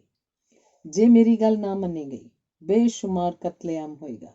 ਆਗਿਆ ਪਾਲਣ ਕਰਨ ਵਾਲਿਆਂ ਦਾ ਭਲਾ ਹੋਏਗਾ। ਫਰਾਂਸ ਦੇ ਵਸਨੀਕ ਆਪਣੇ ਬਾਦਸ਼ਾਹ ਦੀ ਤਾਜਪੋਸ਼ੀ ਕਰਨਗੇ। ਕੁਆਰੀ ਜੋਨ ਰਾਹੀਂ ਆਏ ਰੱਬ ਦੇ ਇਸ ਹੁਕਮ ਨੂੰ ਨਜ਼ਰਅੰਦਾਜ਼ ਕੀਤਾ ਤਾਂ ਉਹ ਖੂਨ ਡੁੱਲੇਗਾ ਜੋ ਯੂਰਪ ਨੇ ਹਜ਼ਾਰਾਂ ਸਾਲਾਂ ਤੋਂ ਨਹੀਂ ਦੇਖਿਆ। ਯੁੱਧ ਵਿੱਚ ਪਤਾ ਲੱਗੇਗਾ ਰੱਬ ਕਿਸ ਦਾ ਮਦਦਗਾਰ ਹੈ। ਬੈਡਫੋਰਡ ਦੇ ਡਿਊਕ, ਮੇਰੇ ਵੱਲੋਂ ਤੇਰੇ ਅੱਗੇ ਪ੍ਰਾਰਥਨਾ ਹੈ ਕਿ ਹੋਰ ਤਬਾਹੀ ਤੋਂ ਬਚ ਸਕਦਾ ਹੈ ਤਾਂ ਬਚ ਜਾ। ਅਮਨ ਚਾਹੁੰਦਾ ਹੈ ਤਾਂ ਖੱਤ ਦਾ ਹਾਂ ਵਿੱਚ ਜਵਾਬ ਦੇ, ਜੇ ਨਾ ਕੀਤੀ ਤਬਾਹੀ ਦੀ ਜ਼ਿੰਮੇਵਾਰੀ ਤੇਰੀ। ਅੱਜ ਮੰਗਲਵਾਰ 22 ਮਾਰਚ 1429 ਨੂੰ ਖੱਤ ਲਿਖਿਆ ਤੇ ਭੇਜਿਆ। ਇਸ ਖੱਤ ਤੋਂ ਪਹਿਲੀ ਵਾਰ ਅੰਗਰੇਜ਼ਾਂ ਨੂੰ ਅਹਿਸਾਸ ਹੋਇਆ ਕਿ ਜੋਨ ਨਾਮ ਦੀ ਕੁੜੀ ਯਕੀਨਨ ਕੋਈ ਹੈ। ਇਸ ਤੋਂ ਪਹਿਲਾਂ ਉਹਨਾਂ ਨੇ ਜ਼ਬਾਨੀ ਕਲਾਮੀ ਗੱਲਾਂ ਸੁਣੀਆਂ ਸਨ, ਜਿਨ੍ਹਾਂ ਨੂੰ ਉਹ ਗਲਾਕੜ ਜਨਾਨੀਆਂ ਦੀਆਂ ਗੱਪ ਕਹਾਣੀਆਂ ਕਿਹਾ ਕਰਦੇ ਸਨ। ਇਸ ਖੱਤ ਤੋਂ ਉਹਨਾਂ ਉੱਪਰ ਇਹ ਪ੍ਰਭਾਵ ਪਿਆ ਜਿਵੇਂ ਇਹ ਕੋਈ ਹੰਕਾਰੀ ਹੋਈ ਕੁੜੀ ਹੋਵੇ, ਕ੍ਰਿਸ਼ਮਾ ਕਰਨ ਦੀ ਸ਼ੌਕੀਨ ਜਾਂ ਫਿਰ ਕੋਈ ਜਾਦੂਗਰਨੀ, ਹੋਰ ਕੁਝ ਨਹੀਂ। ਵਿਜਯੀ ਅੰਗਰੇਜ਼ ਉਸ ਵਿੱਚ ਯਕੀਨ ਕਿਉਂ ਕਰਨ ਤੇ ਘਿਰੇ ਸ਼ਹਿਰੀਆਂ ਵਾਸਤੇ ਕਰਾਮਾਤ ਵਿੱਚ ਯਕੀਨ ਇੱਕੋ ਇੱਕ ਤਰਵਾਸ ਸੀ। ਓਰਲੇਨ ਚਾਰੇ ਪਾਸਿਓਂ ਘਿਰਿਆ ਹੋਇਆ ਸੀ। ਕੇਵਲ ਪੂਰਬ ਵਾਲਾ ਪਾਸਾ ਫਰਾਂਸੀਸੀ ਕਬਜ਼ੇ ਵਿੱਚ ਹੋਣ ਕਾਰਨ ਇੱਧਰਲੇ ਗੇਟ ਰਾਹੀਂ ਅੰਦਰ ਜਾਣਾ ਸੁਰੱਖਿਅਤ ਸੀ। ਅਜਿਹਾ ਕਰਨ ਵਾਸਤੇ ਲੋਰੀ ਦਰਿਆ ਪਾਰ ਕਰਨਾ ਜ਼ਰੂਰੀ ਸੀ, ਪਰ ਦਰਿਆ ਚੜ੍ਹਿਆ ਹੋਇਆ ਸੀ ਤੇ ਵਹਾਅ ਤਿੱਖਾ ਸੀ, ਜਿਸ ਕਰਕੇ ਓਰਲੇਨ ਵਿਖੇ ਪਹਿਲੋਂ ਤੈਨਾਤ ਕਪਤਾਨ ਕਿਨਾਰੇ ਤੇ ਰੁਕਿਆ ਬੈਠਾ ਸੀ। ਜੋਨ ਆਪਣੀ ਸੈਨਾ ਸਮੇਤ ਆਈ ਤੇ ਕਪਤਾਨ ਨੂੰ ਕਿਹਾ, ਰੁਕੇ ਕਿਉਂ? ਦਰਿਆ ਪਾਰ ਕਿਉਂ ਨਹੀਂ ਕਰਦੇ? ਕਪਤਾਨ ਨੇ ਕਿਹਾ, ਮੈਂ ਸਿਆਣੇ ਤੇ ਮਾਹਿਰ ਸਲਾਹਕਾਰਾਂ ਨੂੰ ਪੁੱਛਿਆ, ਸਾਰਿਆਂ ਨੇ ਕਿਹਾ ਕਿ ਦਰਿਆ ਪਾਰ ਨਹੀਂ ਕਰ ਸਕਦੇ। ਜੋਨ ਨੇ ਕਿਹਾ, ਤੁਹਾਡੇ ਸਾਰੇ ਸਲਾਹਕਾਰਾਂ ਨਾਲੋਂ ਰੱਬ ਦੀ ਅਕਲ ਵਧੇਕ ਹੈ। ਇਸ ਵਿੱਚ ਯਕੀਨ ਨਹੀਂ? ਤੂੰ ਕਿਹਨੂੰ ਧੋਖਾ ਦੇ ਰਿਹਾ? ਤੈਨੂੰ ਪਤਾ ਨਹੀਂ ਰੱਬ ਮੇਰੇ ਨਾਲ ਹੈ, ਇਸ ਕਰਕੇ ਤੇਰੇ ਕੋਲ ਕਿੰਨੀ ਵੱਡੀ ਤਾਕਤ ਆਈ ਹੈ, ਕੋਈ ਹਿਸਾਬ ਨਹੀਂ। ਇਹ ਗੱਲਾਂ ਹੋ ਰਹੀਆਂ ਸਨ ਕਿ ਉਲਟੇ ਰੁੱਖ ਵਗਦੀ ਹਵਾ, ਜਿਹੜੀ ਕਿਸ਼ਤੀਆਂ ਦੇ ਬਾਦਬਾਨਾਂ ਨੂੰ ਤਾਕਤ ਨਾਲ ਪਰੇ ਧੱਕ ਦਿੰਦੀ ਸੀ, ਬੰਦ ਹੋ ਗਈ। ਫਿਰ ਉਸ ਰੁੱਖ ਵਗਣ ਲੱਗੀ ਜਿੱਧਰ ਜੋਨ ਨੇ ਜਾਣਾ ਸੀ। ਮਾਰਚ 29, 1429 ਨੂੰ ਜੋਨ ਫੌਜ ਸਮੇਤ ਲੋਰੀ ਦਰਿਆ ਪਾਰ ਕਰਕੇ ਸ਼ਹਿਰ ਅੰਦਰ ਦਾਖਲ ਹੋ ਗਈ। ਸ਼ਹਿਰ ਵਾਸੀਆਂ ਨੂੰ ਇਸ ਘਟਨਾ ਦਾ ਪਤਾ ਲੱਗਾ ਤਾਂ ਉਹਨਾਂ ਦੀ ਖੁਸ਼ੀ ਦਾ ਟਿਕਾਣਾ ਨਾ ਰਿਹਾ ਤੇ ਹਰੇਕ ਬੰਦਾ ਜੋ ਹਥਿਆਰ ਮਿਲਿਆ ਚੁੱਕ ਕੇ ਉਹਦੇ ਸਮਰਥਨ ਲਈ ਤਿਆਰ ਹੋ ਗਿਆ। ਲੋਕਾਂ ਨੂੰ ਲੱਗਾ ਰੱਬ ਖੁਦ ਚੱਲ ਕੇ ਉਹਨਾਂ ਦੀ ਮਦਦ ਵਾਸਤੇ ਆਇਆ ਹੈ। 10 ਅਪ੍ਰੈਲ ਤੱਕ ਉਹ ਬਾਦਸ਼ਾਹ ਦੀ ਹੋਰ ਫੌਜ ਆਉਣ ਤੱਕ ਸ਼ਾਂਤ ਰਹੀ। ਲੋਕ ਵੱਡੀ ਗਿਣਤੀ 'ਚ ਆ ਕੇ ਮਿਲਦੇ ਰਹੇ। ਆਖਰ ਸਾਥੀ ਕਪਤਾਨਾਂ ਦੀ ਸਲਾਹ ਦੇ ਉਲਟ ਉਹ ਸ਼ਹਿਰ ਦੇ ਕਿਨਾਰੇ ਵੱਲ ਗਈ, ਜਿੱਧਰ ਅੰਗਰੇਜ਼ੀ ਫੌਜ ਤੈਨਾਤ ਸੀ ਉਹਨੇ ਉੱਚੀ ਆਵਾਜ਼ 'ਚ ਕਿਹਾ, ਆਪਣੇ ਆਪ ਵਾਪਸ ਚਲੇ ਜਾਓ, ਨਹੀਂ ਤਾਂ ਦੁਰਗਤ ਕਰਾਂਗੀ। ਉਹਦਾ ਲਲਕਾਰਾ ਸੁਣ ਕੇ ਅੰਗਰੇਜ਼ਾਂ ਨੇ ਗਾਲਾਂ ਦਿੰਦਿਆਂ ਕਿਹਾ, ਸਾਨੂੰ ਕੰਜਰੀ ਤੇ ਉਹਦੇ ਦੱਲਿਆਂ ਦਾ ਕੋਈ ਖੌਫ ਨਹੀਂ। 1 ਮਈ ਦਾ ਦਿਨ ਸ਼ਾਂਤ ਰਿਹਾ। ਜੋਨ ਨੇ ਵਧੇਰਾ ਸਮਾਂ ਚਰਚ ਵਿੱਚ ਪ੍ਰਾਰਥਨਾ ਕਰਦਿਆਂ ਬਿਤਾਇਆ। ਭਾਰੀ ਗਿਣਤੀ 'ਚ ਲੋਕ ਉਹਨੂੰ ਮਿਲਣ ਦੇਖਣ ਆਉਂਦੇ। ਘੋੜੇ 'ਤੇ ਸਵਾਰ ਹੋ ਕੇ ਨਿਕਲਦੀ ਤਾਂ ਗਲੀਆਂ ਦੀ ਭੀੜ ਵਿੱਚੋਂ ਦੀ ਲੰਘਣਾ ਮੁਸ਼ਕਿਲ ਹੋ ਜਾਂਦਾ। 4 ਮਈ ਦੁਪਹਿਰ ਕਪਤਾਨ ਦੋਨੋਂ ਆਇਆ। ਦੋਵਾਂ ਨੇ ਇਕੱਠਿਆਂ ਖਾਣਾ ਖਾਧਾ। ਕਪਤਾਨ ਨੇ ਦੱਸਿਆ ਕਿ ਹੋਰ ਰਾਸ਼ਨ, ਅਸਲਾ ਤੇ ਫੌਜਾਂ ਆ ਰਹੀਆਂ ਹਨ। ਖਾਣਾ ਖਾ ਕੇ ਦੋਵੇਂ ਸੌਂ ਗਏ। ਜੋਨ ਸਵਖਤ 'ਤੇ ਅਚਾਨਕ ਜਾਗ ਪਈ ਤੇ ਦੋਨੋਂ ਨੂੰ ਉੱਚੀ ਆਵਾਜ਼ ਨਾਲ ਜਗਾਇਆ। ਕਿਹਾ, ਰੱਬ ਦੀ ਆਵਾਜ਼ ਆਈ ਹੈ, ਦੁਸ਼ਮਣ ਵੱਲ ਵਧੀਏ। ਦੋਨੋਂ ਇਸ ਵਾਸਤੇ ਤਿਆਰ ਨਹੀਂ ਸੀ, ਪਰ ਜੋਨ ਦਾ ਆਖਾ ਕੌਣ ਮੋੜਦਾ। ਅੰਗਰੇਜ਼ੀ ਕੈਂਪ ਉੱਪਰ ਹੱਲਾ ਬੋਲ ਦਿੱਤਾ। ਅੰਗਰੇਜ਼ਾਂ ਦਾ ਬਹੁਤ ਨੁਕਸਾਨ ਹੋਇਆ। 5 ਮਈ ਨੂੰ ਖੱਤ ਫੇਰ ਅੰਗਰੇਜ਼ਾਂ ਵੱਲ ਭੇਜਿਆ। ਅੰਗਰੇਜ਼ੋ, ਆਪਣੇ ਦੇਸ਼ ਪਰਤ ਜਾਓ। ਰੱਬ ਦਾ ਇਹ ਹੁਕਮ ਕੁਆਰੀ ਜੋਨ ਰਾਹੀਂ ਤੁਹਾਡੇ ਪਾਸ ਪੁੱਜਾ ਹੈ। ਹੁਕਮ ਨਾ ਮੰਨਿਆ ਤਾਂ ਉਮਰ ਭਰ ਯਾਦ ਰੱਖੋਗੀ ਕਿਸ ਨਾਲ ਵਾਹ ਪਿਆ ਸੀ। ਆਖਰੀ ਖੱਤ ਹੈ, ਹੋਰ ਨਹੀਂ ਲਿਖਾਂਗੀ। ਦਸਖਤ, ਜੀਸਸ ਮਰੀਅਮ ਕੁਆਰੀ ਜੋਨ। ਨੋਟ, ਤੁਸੀਂ ਮੇਰਾ ਦੂਤ ਗਿੰਨੀ ਵਾਪਸ ਨਹੀਂ ਭੇਜਿਆ। ਚੰਗਾ ਹੋਏਗਾ ਭੇਜ ਦਿਓ। ਮੈਂ ਤੁਹਾਡੇ ਗ੍ਰਿਫਤਾਰ ਕੀਤੇ ਬੰਦੇ ਛੱਡ ਦਿਆਂਗੀ। ਅਜੇ ਸਾਰੇ ਨਹੀਂ ਮਾਰੇ। ਜੀਨ ਪਾਸਕਰ ਨੇ ਦੱਸਿਆ, ਉਹਨੇ ਤੀਰ ਦੇ ਪਿਛਲੇ ਸਿਰੇ ਉੱਪਰ ਧਾਗੇ ਨਾਲ ਇਹ ਖੱਤ ਤੈਅ ਕਰਕੇ ਬੰਨ੍ਹਿਆ ਤੇ ਧਨੁੱਖ ਵਿੱਚੋਂ ਦੁਸ਼ਮਣ ਵੱਲ ਛੱਡ ਦਿੱਤਾ। ਅੰਗਰੇਜ਼ਾਂ ਨੇ ਖੱਤ ਖੋਲ੍ਹ ਕੇ ਪੜ੍ਹਿਆ। ਗੁੱਸੇ ਵਿੱਚ ਚਿਲਾ ਜੋਨ ਨੂੰ ਗਾਲਾਂ ਦੇਣ ਲੱਗੇ। ਕੁੱਤੀ, ਹਰਾਮਜ਼ਾਦੀ, ਕੰਜਰੀ ਆਦਿਕ ਲਫ਼ਜ਼ ਕਹੇ। ਜੋਨ ਦੀਆਂ ਅੱਖਾਂ ਵਿੱਚੋਂ ਹੰਝੂ ਵਗਣ ਲੱਗੇ। ਮੈਂ ਧਰਵਾਸ ਦਿੱਤਾ। ਸ਼ਾਂਤ ਹੋ ਕੇ ਮੈਨੂੰ ਕਿਹਾ, ਸਵੇਰੇ ਜਲਦੀ ਉੱਠ ਕੇ ਤਿਆਰ ਹੋਈ, ਹੱਲਾ ਬੋਲਾਂਗੇ। 6 ਮਈ ਨੂੰ ਸਵਖਤੇ ਤਿਆਰ ਹੋ ਗਏ। ਜੋਨ ਨੇ ਪਾਠ ਕੀਤਾ, ਫੁੱਲਾਂ ਦੀ ਖਿਮਾ ਮੰਗੀ ਤੇ ਪ੍ਰਾਰਥਨਾ ਕਰਕੇ ਹਮਲਾ ਕਰਨ ਵਾਸਤੇ ਕਿਹਾ। ਸ਼ਾਮ ਤੱਕ ਗਹਿ ਗੱਚ ਖੂਨੀ ਯੁੱਧ ਹੋਇਆ। ਅਸੀਂ ਅਗਸਤਿਨ ਦਾ ਕਿਲ੍ਹਾ ਖਾਲੀ ਕਰਵਾਉਣ 'ਚ ਕਾਮਯਾਬ ਹੋ ਗਏ। ਸ਼ੁੱਕਰਵਾਰ ਜੋਨ ਵਰਤ ਰੱਖਿਆ ਕਰਦੀ ਸੀ। ਅੱਜ ਇੰਨੀ ਥੱਕ ਗਈ ਤੇ ਇੰਨੀ ਭੁੱਖ ਲੱਗੀ ਕਿ ਭੁੱਲ ਬਖਸ਼ਾ ਕੇ ਖਾਣਾ ਖਾਧਾ। ਭਾਰੀ ਗਿਣਤੀ ਵਿੱਚ ਅੰਗਰੇਜ਼ ਮਰੇ, ਰਹਿੰਦੇ ਗ੍ਰਿਫਤਾਰ ਕਰ ਲਏ ਗਏ। ਸਾਰੀ ਰਾਤ ਸ਼ਹਿਰ ਵਾਸੀ ਫਰਾਂਸੀਸੀ ਸੈਨਿਕਾਂ ਦੀ ਟਹਿਲ ਸੇਵਾ ਕਰਦੇ ਰਹੇ। ਜੀਨ ਪਾਸਕਰ ਨੇ ਦੱਸਿਆ ਕਿ ਬਾਦਸ਼ਾਹ ਦਾ ਸੁਨੇਹਾ ਆਇਆ ਹੈ। ਅੱਜ ਦੀ ਜਿੱਤ ਤੋਂ ਖੁਸ਼ ਹਨ, ਪਰ ਕਿਹਾ ਹੈ ਕਿ ਹੁਣ ਹੋਰ ਹਮਲੇ ਨਹੀਂ ਕਰਨੇ ਅਜੇ। ਮੇਰੇ ਸਲਾਹਕਾਰ ਹੋਰ ਤਿਆਰੀ ਕਰਨ ਵਾਸਤੇ ਆਖ ਰਹੇ ਹਨ। ਜੋਨ ਬੋਲੀ, ਮੇਰੇ ਸਲਾਹਕਾਰ ਬਾਦਸ਼ਾਹ ਦੇ ਸਲਾਹਕਾਰਾਂ ਨਾਲੋਂ ਵੱਡੇ ਹਨ। ਕੱਲ੍ਹ ਨੂੰ ਹੋਰ ਵੀ ਇਸ ਵਕਤੇ ਉੱਠ ਕੇ ਤਿਆਰ ਹੋਈ ਜੀਨ, ਆਪਾਂ ਹੱਲਾ ਬੋਲਾਂਗੇ। ਕੱਲ੍ਹ ਨੂੰ ਹਮਲੇ ਵਕਤ ਮੇਰੇ ਨਜ਼ਦੀਕ ਰਹੀਂ। ਮੇਰੀ ਛਾਤੀ ਦੇ ਉੱਪਰਲੇ ਪਾਸੇ ਜ਼ਖਮ ਹੋਵੇਗਾ।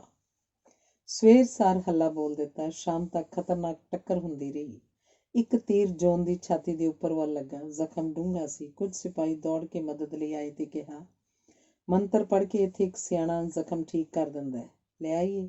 ਗੁੱਸੇ 'ਚ ਬੋਲੀ, ਮੰਤਰਾਂ ਨਾਲ ਇਲਾਜ ਕਰਾਉਣ ਦੀ ਥਾਂ ਮਰਨਾ ਵਧੇਕ ਠੀਕ ਰਹੇਗਾ। ਇਸ ਦਾ ਇਲਾਜ ਕਰੋ। ਜੈਤੂਨ ਦਾ ਤੇਲ ਲਾ ਕੇ ਮੱਲਮ ਪੱਟੀ ਕੀਤੀ ਗਈ। ਜੋਨ ਨੇ ਪ੍ਰਾਰਥਨਾ ਕਰਦਿਆਂ ਫੁੱਲਾਂ ਦੀ ਖਿਮਾ ਮੰਗੀ। ਓਰਲੀਨ ਦੇ ਕਪਤਾਨ ਦੀ ਇੱਛਾ ਸੀ ਕਿ ਅੱਜ ਦੇ ਦਿਨ ਲੜਾਈ ਬੰਦ ਕਰਕੇ ਵਾਪਸ ਚਲੀਏ, ਕਿਉਂਕਿ ਦਿਨ ਬੀਤ ਗਿਆ ਸੀ ਤੇ ਜੋਨ ਜ਼ਖਮੀ ਸੀ। ਅਚਾਨਕ ਜੋਨ ਘੋੜੇ 'ਤੇ ਸਵਾਰ ਹੋਈ, ਹੱਥ 'ਚ ਝੰਡਾ ਫੜਿਆ ਤੇ ਹੱਲਾ ਕਰਨ ਲਈ ਕਿਹਾ।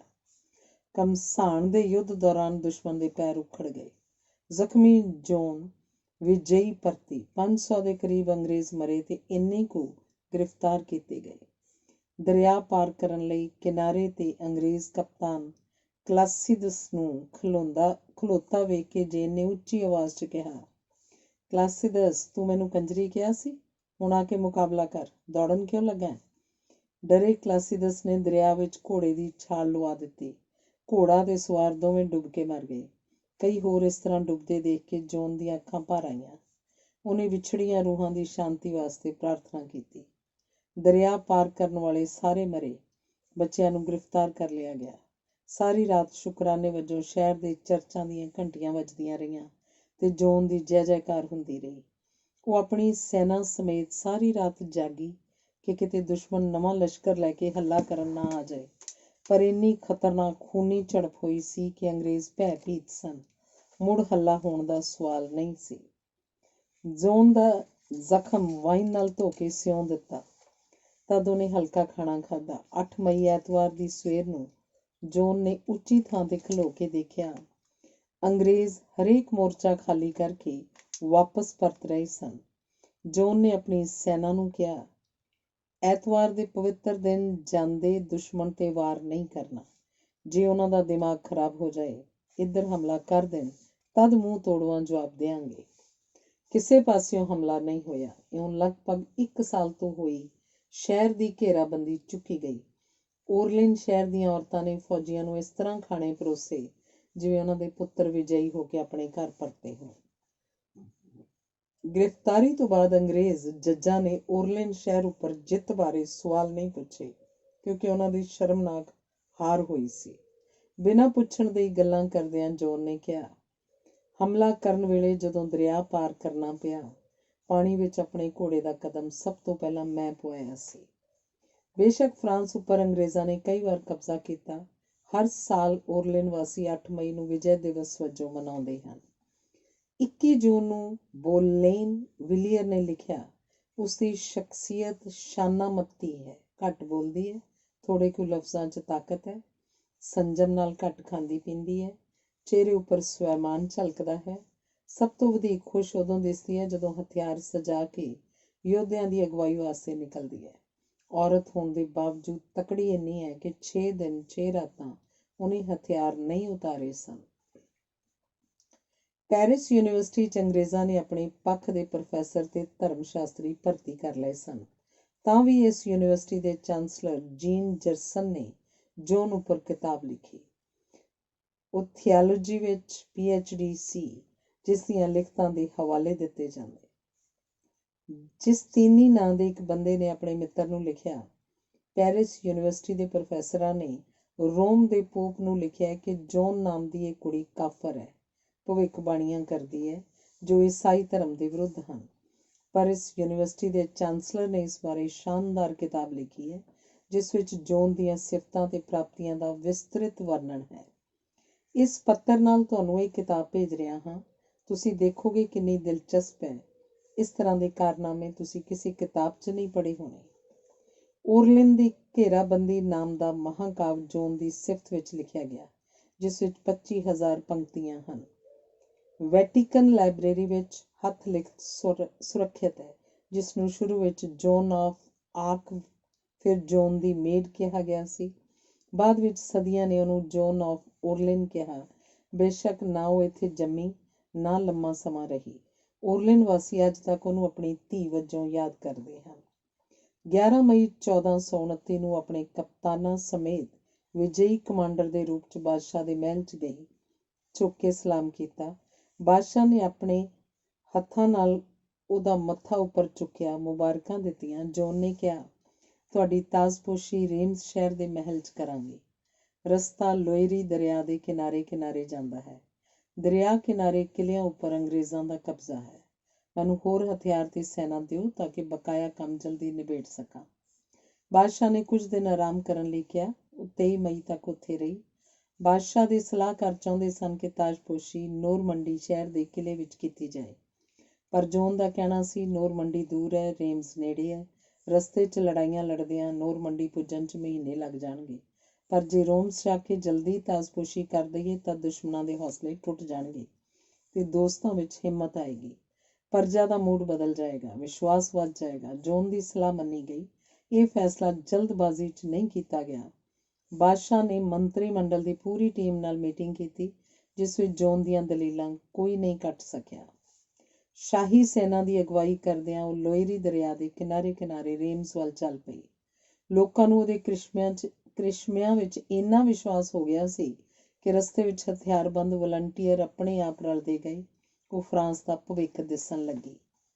ਰਾਜੇ ਦੇ ਸਰਦਾਰ ਗਾਈ ਡੀ ਲਾਵਲ ਤੇ ਆਂਦਰੇ, 2 ਭਰਾ ਬਾਦਸ਼ਾਹ ਨੂੰ ਮਿਲਣ ਗਏ। ਬਾਦਸ਼ਾਹ ਨੇ ਦੋਵਾਂ ਨੂੰ ਆਦਰ ਦਿੱਤਾ ਤੇ ਕਿਹਾ, ਜੋਨ ਦੀ ਮੇਡ ਨੂੰ ਮਿਲੋ। ਆਂਦਰੇ ਲਿਖਦਾ ਕਿ ਅਸੀਂ ਜੋਨ ਨੂੰ ਸਲਾਮ ਕਿਹਾ ਤੇ ਆਪਣੀ ਵਾਕਫੀ ਕਰਾਈ। ਉਹਨੇ ਵਾਈਨ ਦੇ 2 ਪਿਆਲੇ ਸਾਡੇ ਹੱਥਾਂ 'ਚ ਫੜਾਉਂਦਿਆਂ ਕਿਹਾ, ਅਗਲੀ ਵਾਰ 2 ਪਿਆਲੇ ਪੈਰਿਸ ਦੇ ਮਹਿਲ ਪੁੱਜ ਕੇ ਦਿਆਂਗੀ। ਹਥਿਆਰਾਂ ਨਾਲ ਪੂਰੀ ਤਰ੍ਹਾਂ ਲੈਸ ਸੀ। ਕਾਲੇ ਰੰਗ ਦਾ ਤਾਕਤਵਰ ਘੋੜਾ ਉਹਦੀ ਸਵਾਰੀ ਵਾਸਤੇ ਲਿਆਂਦਾ ਗਿਆ। ਬੜਾ ਅੜੀਅਲ ਘੋੜਾ ਸੀ। ਜੋਨ ਨੂੰ ਚੜ੍ਹਨ ਨਾ ਦੇਵੇ। ਜੋਨ ਨੇ ਕਿਹਾ, ਉਸ ਕ੍ਰਾਸ ਨੇੜੇ ਲੈ ਜਾਓ। ਕ੍ਰਾਸ ਨੇੜੇ ਜਾ ਕੇ ਉਹ ਇਉਂ ਸਾਊ ਬਣ ਕੇ ਖਲੋ ਗਿਆ ਜਿਵੇਂ ਚਾਰੇ ਲੱਤਾਂ ਨੂੜ ਦਿੱਤੀਆਂ ਹੋਣ। ਛਾਲ ਮਾਰ ਕੇ ਕਾਠੀ ਤੇ ਬੈਠ ਗਈ। ਆਲੇ ਦੁਆਲੇ ਖਲੋਤੇ ਪਾਦਰੀਆਂ ਨੂੰ ਕਿਹਾ, ਸਾਡੀ ਫਤਿਹਯਾਬੀ ਲਈ ਅਰਦਾਸ ਕਰਦੇ ਰਹਿਣਾ। ਇਹ ਕਹਿ ਕੇ ਉਹਨੇ ਉੱਚੀ ਆਵਾਜ਼ 'ਚ ਕਿਹਾ, ਕੂਚ। ਸੈਨਿਕ ਕਾਰਵਾਂ ਤੁਰ ਪਿਆ। ਅੱਗੇ ਸਫੈਦ ਝੰਡਾ ਲਹਿਰਾਉਂਦਾ ਜਾ ਰਿਹਾ ਸੀ।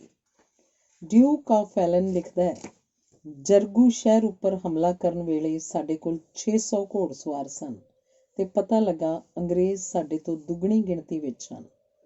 ਹਮਲਾ ਕਰਨ ਵੇਲੇ ਅਸੀਂ ਘਬਰਾਹਟ ਵਿੱਚ ਸਾਂ। ਜੋਨ ਨੇ ਉੱਚੀ ਆਵਾਜ਼ 'ਚ ਕਿਹਾ, ਗਿਣਤੀਆਂ ਵਿੱਚ ਨਾ ਜਾਓ, ਰੱਬ ਸਾਡੇ ਨਾਲ ਹੈ। ਇਸ ਗੱਲ ਵਿੱਚ ਜੇ ਸੱਚ ਨਾ ਹੁੰਦਾ ਤਾਂ ਮੈਂ ਇੱਥੇ ਲੜਨ ਦੀ ਥਾਂ ਆਪਣੇ ਖੇਤਾਂ ਵਿੱਚ ਭੇਡਾਂ ਚਾਰਦੀ ਨਾ ਫਿਰਦੀ ਹੁੰਦੀ। ਅਸੀਂ ਹਮਲਾ ਕਰ ਦਿੱਤਾ ਜਿੱਥੇ ਮੈਂ ਖਲੋਤਾ ਸਾਂ। ਜੋਨ ਨੇ ਆਵਾਜ਼ ਮਾਰੀ, ਭੱਜ ਜਾ, ਉੱਥੇ ਖਤਰਾ ਹੈ। ਜਦੋਂ ਮੈਂ ਘੋੜਾ ਭਜਾ ਕੇ ਜੋਨ ਕੋਲ ਆਇਆ, ਐਨ ਉਸੇ ਥਾਂ ਤੋਪ ਦਾ ਗੋਲਾ ਡਿੱਗਾ ਜਿੱਥੋਂ ਮੈਂ ਆਇਆ ਸੀ। ਇੱਕ ਸਿਪਾਹੀ ਦੀ ਮੌਤ ਹੋ ਗਈ। ਹੱਥ ਵਿੱਚ ਝੰਡਾ ਲਹਿਰਾਉਂਦੀ ਉਹ ਕਿਲੇ ਤੱਕ ਸਾਡੇ ਅੱਗੇ ਅੱਗੇ ਵੱਧਦੀ ਗਈ। ਫਿਰ ਕਿਲੇ ਦੀ ਕੰਧ ਨਾਲ ਪੌੜੀ ਲਾ ਕੇ ਉੱਪਰ ਚੜ੍ਹਨ ਲੱਗੀ ਤਾਂ ਸਿਰ ਉੱਪਰ ਜ਼ਬਰਦਸਤ ਪੱਥਰ ਵੱਜਾ। ਜ਼ਖਮੀ ਹੋ ਕੇ ਹੇਠਾਂ ਡਿੱਗ ਪਈ, ਪਰ ਛੇਤੀ ਸੰਭਲ ਗਈ ਤੇ ਉੱਠ ਕੇ ਫਿਰ ਲਲਕਾਰਾ ਮਾਰਿਆ। ਸਾਡੀ ਫੌਜ ਨੇ ਕਿਲੇ ਦੇ ਬੂਹੇ ਭੰਨ ਦਿੱਤੇ। ਘਮਸਾਨ ਦਾ ਯੁੱਧ ਹੋਇਆ। 1100 ਅੰਗਰੇਜ਼ ਮਰੇ। 10 ਜੂਨ 1429 ਸ਼ਾਮ ਤੱਕ ਸ਼ਹਿਰ ਕਾਬੂ ਕਰ ਲਿਆ। ਦੂਜੇ ਪਾਸੇ ਅੰਗਰੇਜ਼ ਵੇਵਰਨ ਲਿਖਦਾ ਹੈ ਕਿ ਇਸ ਕੁੜੀ ਕਾਰਨ ਅੰਗਰੇਜ਼ਾਂ ਦਾ ਹੌਸਲਾ ਢਹਿ ਰਿਹਾ ਹੈ। ਉਹਨਾਂ ਨੂੰ ਲੱਗਦਾ ਹੈ ਕਿਸਮਤ ਖਿਲਾਫ ਹੋ ਗਈ ਹੈ। ਉਹਨਾਂ ਪਾਸੋਂ ਸ਼ਹਿਰ ਤੇ ਕਿਲੇ ਖੁੱਸ ਰਹੇ ਹਨ। ਕਿਤੇ ਲੜ ਕੇ ਹਰਾ ਦਿੰਦੀ ਹੈ, ਕਿਤੇ ਸੰਧੀ ਕਰਕੇ ਸ਼ਹਿਰੋਂ ਕੱਢ ਦਿੰਦੀ ਹੈ। ਅਗਲਾ ਹਮਲਾ ਬੀਜੈਂਸੀ ਸ਼ਹਿਰ ਤੇ ਕਰਨਾ ਸੀ। ਪਤਾ ਲੱਗਾ ਇੱਥੇ ਅੰਗਰੇਜ਼ਾਂ ਦੀ ਫੌਜ ਵੱਡੀ ਗਿਣਤੀ ਵਿੱਚ ਹੈ। ਪਹਾੜੀ ਉੱਪਰੋਂ ਜੋਨ ਹੇਠਾਂ ਅੰਗਰੇਜ਼ੀ ਸੈਨਾ ਦੀ ਫਾਰਮੇਸ਼ਨ ਦੇਖ ਰਹੀ ਸੀ ਕਿ 2 ਸਿਪਾਹੀ ਉਸ ਕੋਲ ਆਏ ਤੇ ਕਿਹਾ, ਜੋਨ, ਸਾਡੇ 3 ਅੰਗਰੇਜ਼ ਜਰਨੈਲ ਤੁਹਾਡੇ 3 ਜਰਨੈਲਾਂ ਨਾਲ ਲੜਨ ਵਾਸਤੇ ਤਿਆਰ ਹਨ। ਇਸੇ ਨਾਲ ਜਿੱਤ ਹਾਰ ਦਾ ਫੈਸਲਾ ਹੋ ਜਾਏ। ਜੋਨ ਨੇ ਕਿਹਾ, ਅੱਜ ਤਾਂ ਸ਼ਾਮ ਹੋ ਚੱਲੀ ਹੈ, ਦੇਰ ਹੋ ਗਈ। ਕੱਲ ਸਵੇਰ ਸਾਰ ਤੁਹਾਨੂੰ ਸਾਰਿਆਂ ਨੂੰ ਨੇੜੇ ਆ ਕੇ ਦੇਖਾਂਗੇ। ਅਗਲੀ ਸਵੇਰ ਜੋਨ ਨੇ ਹਮਲੇ ਦਾ ਇਸ਼ਾਰਾ ਕੀਤਾ। ਜਲਦੀ ਅੰਗਰੇਜ਼ਾਂ ਦੇ ਪੈਰ ਉਖੜ ਗਏ। ਜਿਸ ਦਾ ਜਿੱਧਰ ਮੂੰਹ ਹੋਇਆ ਭੱਜ ਉੱਠਿਆ। 2000 ਸਿਪਾਹੀ ਮਰੇ, 1 ਜਰਨੈਲ ਮਰਿਆ, 1 ਬੰਦੀ ਬਣਾ ਲਿਆ। ਜੋਨ ਦੇ ਕੇਵਲ 3 ਸੈਨਿਕ ਮਰੇ। ਇਸ ਸ਼ਾਨਦਾਰ ਜਿੱਤ ਬਾਅਦ ਜੋਨ ਆਪਣੇ ਕਪਤਾਨਾਂ ਸਮੇਤ ਬਾਦਸ਼ਾਹ ਨੂੰ ਮਿਲਣ ਗਈ। ਭਰਪੂਰ ਦਾਦ ਮਿਲੀ। ਫੈਸਲਾ ਹੋਇਆ ਕਿ ਤਾਜ਼ਪੋਸ਼ੀ ਵਾਸਤੇ ਰੇਮਸ ਵੱਲ ਕੂਚ ਕੀਤਾ ਜਾਏ। ਟਰਾਈ ਸ਼ਹਿਰ ਰਸਤੇ 'ਚ ਪੈਂਦਾ ਸੀ, ਜੋ ਅਜੇ ਅੰਗਰੇਜ਼ਾਂ ਦੇ ਕਬਜ਼ੇ 'ਚ ਸੀ। ਮੰਤਰੀ ਮੰਡਲ ਨੇ ਸਲਾਹ ਦਿੱਤੀ ਕਿ ਟਰਾਈ ਦੇ ਬਾਹਰੋਂ ਬਾਹਰ ਨਿਕਲ ਜਾਵਾਂਗੇ। ਰਾਹ 'ਚ ਲੜਾਈ ਦਾ ਖਤਰਾ ਮੁੱਲ ਕਾਹਨੂੰ ਲੈਣਾ। ਜੋਨ ਨੇ ਕਿਹਾ, ਜੇ ਨਿੱਕੇ ਮੋਟੇ ਸ਼ਹਿਰਾਂ ਤੋਂ ਡਰਦਿਆਂ ਲੰਘਣਾ ਫੇਰ ਕਾਹਦੀ ਤਾਜਪੋਸ਼ੀ ਹੋਈ। ਪਹਿਲੋਂ ਮੈਂ ਸ਼ਹਿਰ ਵਿੱਚ ਸੈਨਾ ਸਮੇਤ ਜਾਵਾਂਗੀ, ਦੇਖਦੀ ਹਾਂ ਮੇਰਾ ਕੀ ਵਿਗੜਦਾ। ਉਹ ਸ਼ਹਿਰ 'ਚ ਗਈ। ਸ਼ਹਿਰ ਦੇ ਪਤਵੰਤੇ ਪਾਦਰੀ ਤੇ ਅਫਸਰਾਂ ਨੇ ਕੰਬਦੇ ਹੋਠਾਂ ਨਾਲ ਸਵਾਗਤ ਕੀਤਾ। ਜੋਨ ਨੇ ਕਿਹਾ, ਤੁਸੀਂ ਬੇਕਸੂਰ ਫਰਾਂਸੀਸੀ ਹੋ। ਜੇ ਅੰਗਰੇਜ਼ਾਂ ਨੇ ਤੁਹਾਡੇ ਸ਼ਹਿਰ ਤੇ ਕਬਜ਼ਾ ਕਰ ਲਿਆ ਤਾਂ ਤੁਹਾਡਾ ਕੀ ਅਪਰਾਧ। ਤੁਹਾਡਾ ਸਹੀ ਬਾਦਸ਼ਾਹ ਆ ਰਿਹਾ, ਉਹਦਾ ਸਵਾਗਤ ਕਰੋ। ਇਵੇਂ ਹੋਇਆ। ਟਰਾਈ ਦੇ ਦਰਵਾਜ਼ੇ ਖੋਲ੍ਹ ਕੇ ਚਾਰਲਸ ਦਾ ਸਵਾਗਤ ਕੀਤਾ ਗਿਆ। ਇਸ ਪਿੱਛੋਂ ਰੇਮਸ ਗਏ। ਰੇਮਸ ਵਾਸੀਆਂ ਨੂੰ ਕੁਝ ਕਹਿਣ ਦੀ ਲੋੜ ਨਹੀਂ ਪਈ। ਸ਼ਹਿਰ ਸਵਾਗਤ ਵਾਸਤੇ ਬਾਹਰ ਆਇਆ ਖਲੋਤਾ ਸੀ।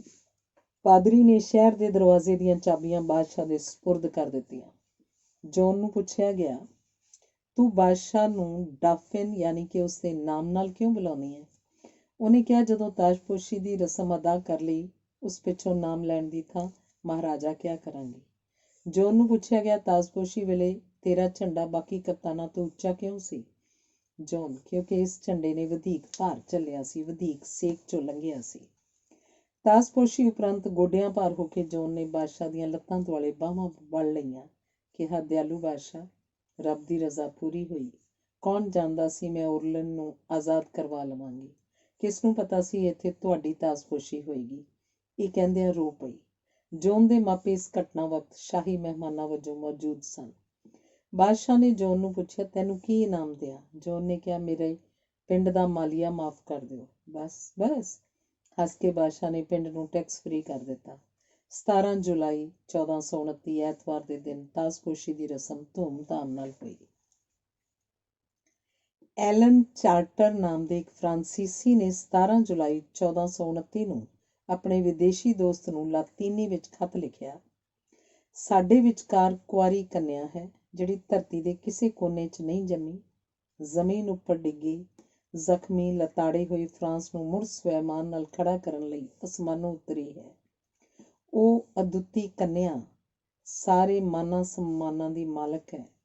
ਤੂੰ ਧਰਤੀ ਦੀ ਇੱਜ਼ਤ ਹੈ, ਤੂੰ ਫੁੱਲਾਂ ਲਈ ਰੌਸ਼ਨੀ ਹੈ, ਕੇਵਲ ਫਰਾਂਸ ਲਈ ਨਹੀਂ, ਸਾਰੇ ਈਸਾਈ ਜਗਤ ਦੇ ਸਿਰ ਉੱਪਰਲਾ ਤਾਜ ਹੈ। ਟਰਾਏ ਆਪਣਾ ਹੈਕਟਰ ਉੱਪਰ, ਯੂਨਾਨ ਸਿਕੰਦਰ ਉੱਪਰ, ਇਟਲੀ ਸੀਜ਼ਰ ਉੱਪਰ ਫਖਰ ਕਰਨ। ਬੇਸ਼ੱਕ ਫਰਾਂਸ ਵਿੱਚ ਹੋਰ ਵੱਡੀਆਂ ਹਸਤੀਆਂ ਵੀ ਹੋਈਆਂ, ਇਕੱਲੀ ਜੌਨ ਦਾ ਨਾਮ ਸਾਡੇ ਲਈ ਕਾਫੀ ਹੈ। ਇੱਕ ਕੁੜੀ ਨੇ ਪੂਰੀ ਮਨੁੱਖਤਾ ਦੀ ਲਾਜ ਰੱਖੀ। ਫਿਲਿੱਪੀ ਤੇ ਬਰਗੰਡੀ ਬ੍ਰਿਟਿਸ਼ ਵੱਲੋਂ ਮਾਨਤਾ ਪ੍ਰਾਪਤ ਸਰਦਾਰਾਂ ਨੂੰ ਜੌਨ ਨੇ ਖਤ ਲਿਖੇ। ਸਤਿਕਾਰਯੋਗ ਪ੍ਰਿੰਸ, ਸੱਚੇ ਪਾਤਸ਼ਾਹ ਦੇ ਨਾਮ ਤੇ, ਜੋ ਕਾਇਨਾਤ ਦਾ ਮਾਲਕ ਹੈ, ਖਤ ਲਿਖ ਰਹੀ ਹਾਂ। ਭਲਾ ਇਸੇ ਵਿੱਚ ਹੈ ਕਿ ਸਥਾਈ ਅਮਨ ਹੋਵੇ। ਸੱਚੇ ਈਸਾਈਆਂ ਵਾਂਗ ਇੱਕ ਦੂਜੇ ਨੂੰ ਖਿਮਾ ਕਰੋ।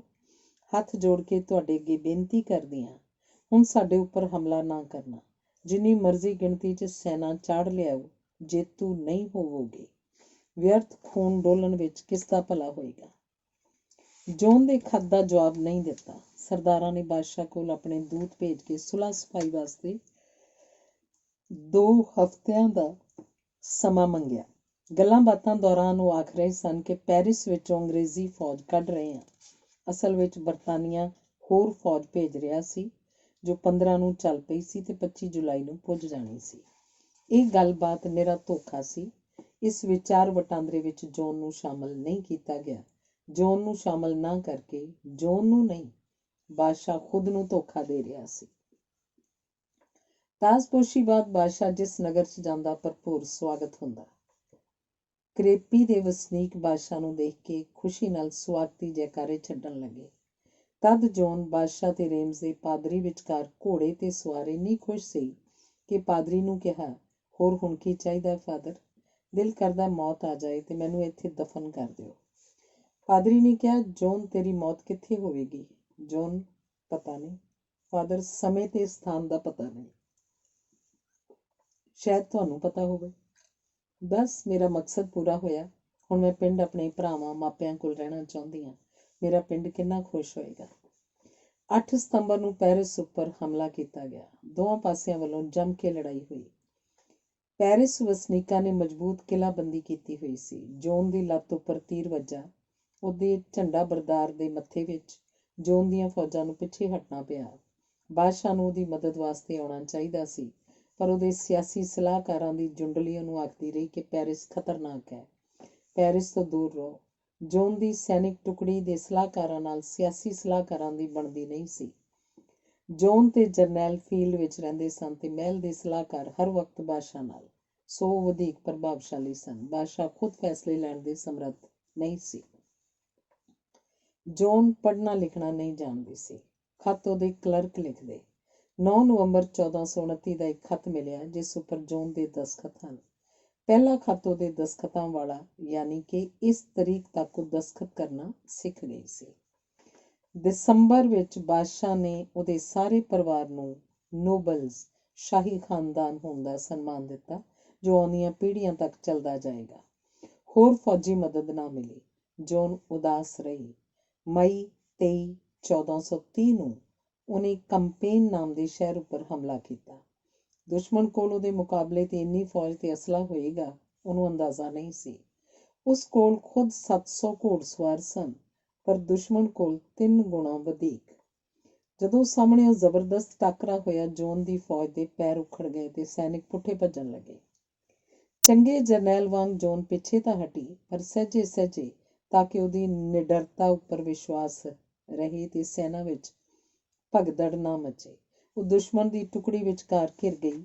ਇੱਕ ਸੈਨਿਕ ਨੇ ਉਹਨੂੰ ਘੋੜੇ ਤੋਂ ਖਿੱਚ ਕੇ ਧਰਤੀ ਤੇ ਸੁੱਟ ਲਿਆ। ਅੰਗਰੇਜ਼ਾਂ ਦੇ ਹੋਸ਼ ਉਡਾ ਦੇਣ ਵਾਲੀ ਕੁੜੀ ਗ੍ਰਿਫਤਾਰ ਕਰ ਲਈ ਗਈ। ਜੌਨ ਆਫ ਲਕਸਮਬਰਗ ਦੀ ਨਿਗਰਾਨੀ ਹੇਠ ਉਹਨੂੰ ਬਿਊਲੀ ਕਿਲੇ ਵਿੱਚ ਨਜ਼ਰਬੰਦ ਕਰ ਦਿੱਤਾ। ਅੰਗਰੇਜ਼ਾਂ ਨੇ ਸਾਰੇ ਯੂਰਪ ਵਿੱਚ ਖੁਸ਼ੀ ਦੇ ਵਧਾਈਆਂ ਦੇ ਅਣਗਿਣਤ ਖਤ ਭੇਜੇ। ਕਰਾਮਾਤੀ ਕੁੜੀ ਆਖਰ ਹੱਥ ਆਈ ਗਈ, ਉਹੀ ਜਿਸ ਨੂੰ ਜੌਨ ਦੀ ਮੇਡ ਕਿਹਾ ਜਾਂਦਾ ਹੈ। ਬਿਊਲੀ ਦੇ ਕਿਲੇ ਵਿੱਚੋਂ ਭੱਜਣ ਦਾ ਯਤਨ ਵੀ ਕੀਤਾ, ਪਰ ਸਫਲ ਨਾ ਹੋਈ। ਬਦਲ ਕੇ ਬਿਊਰਵਰ ਕਿਲੇ ਵਿੱਚ ਬੰਦ ਕਰ ਦਿੱਤੀ। ਇਹ ਕਿਲਾ ਜੰਗਲ ਵਿਚਕਾਰ ਸੀ। ਮੁਕੱਦਮੇ ਦੌਰਾਨ ਇਸ ਘਟਨਾ ਬਾਰੇ ਪੁੱਛੇ ਗਏ ਸਵਾਲ।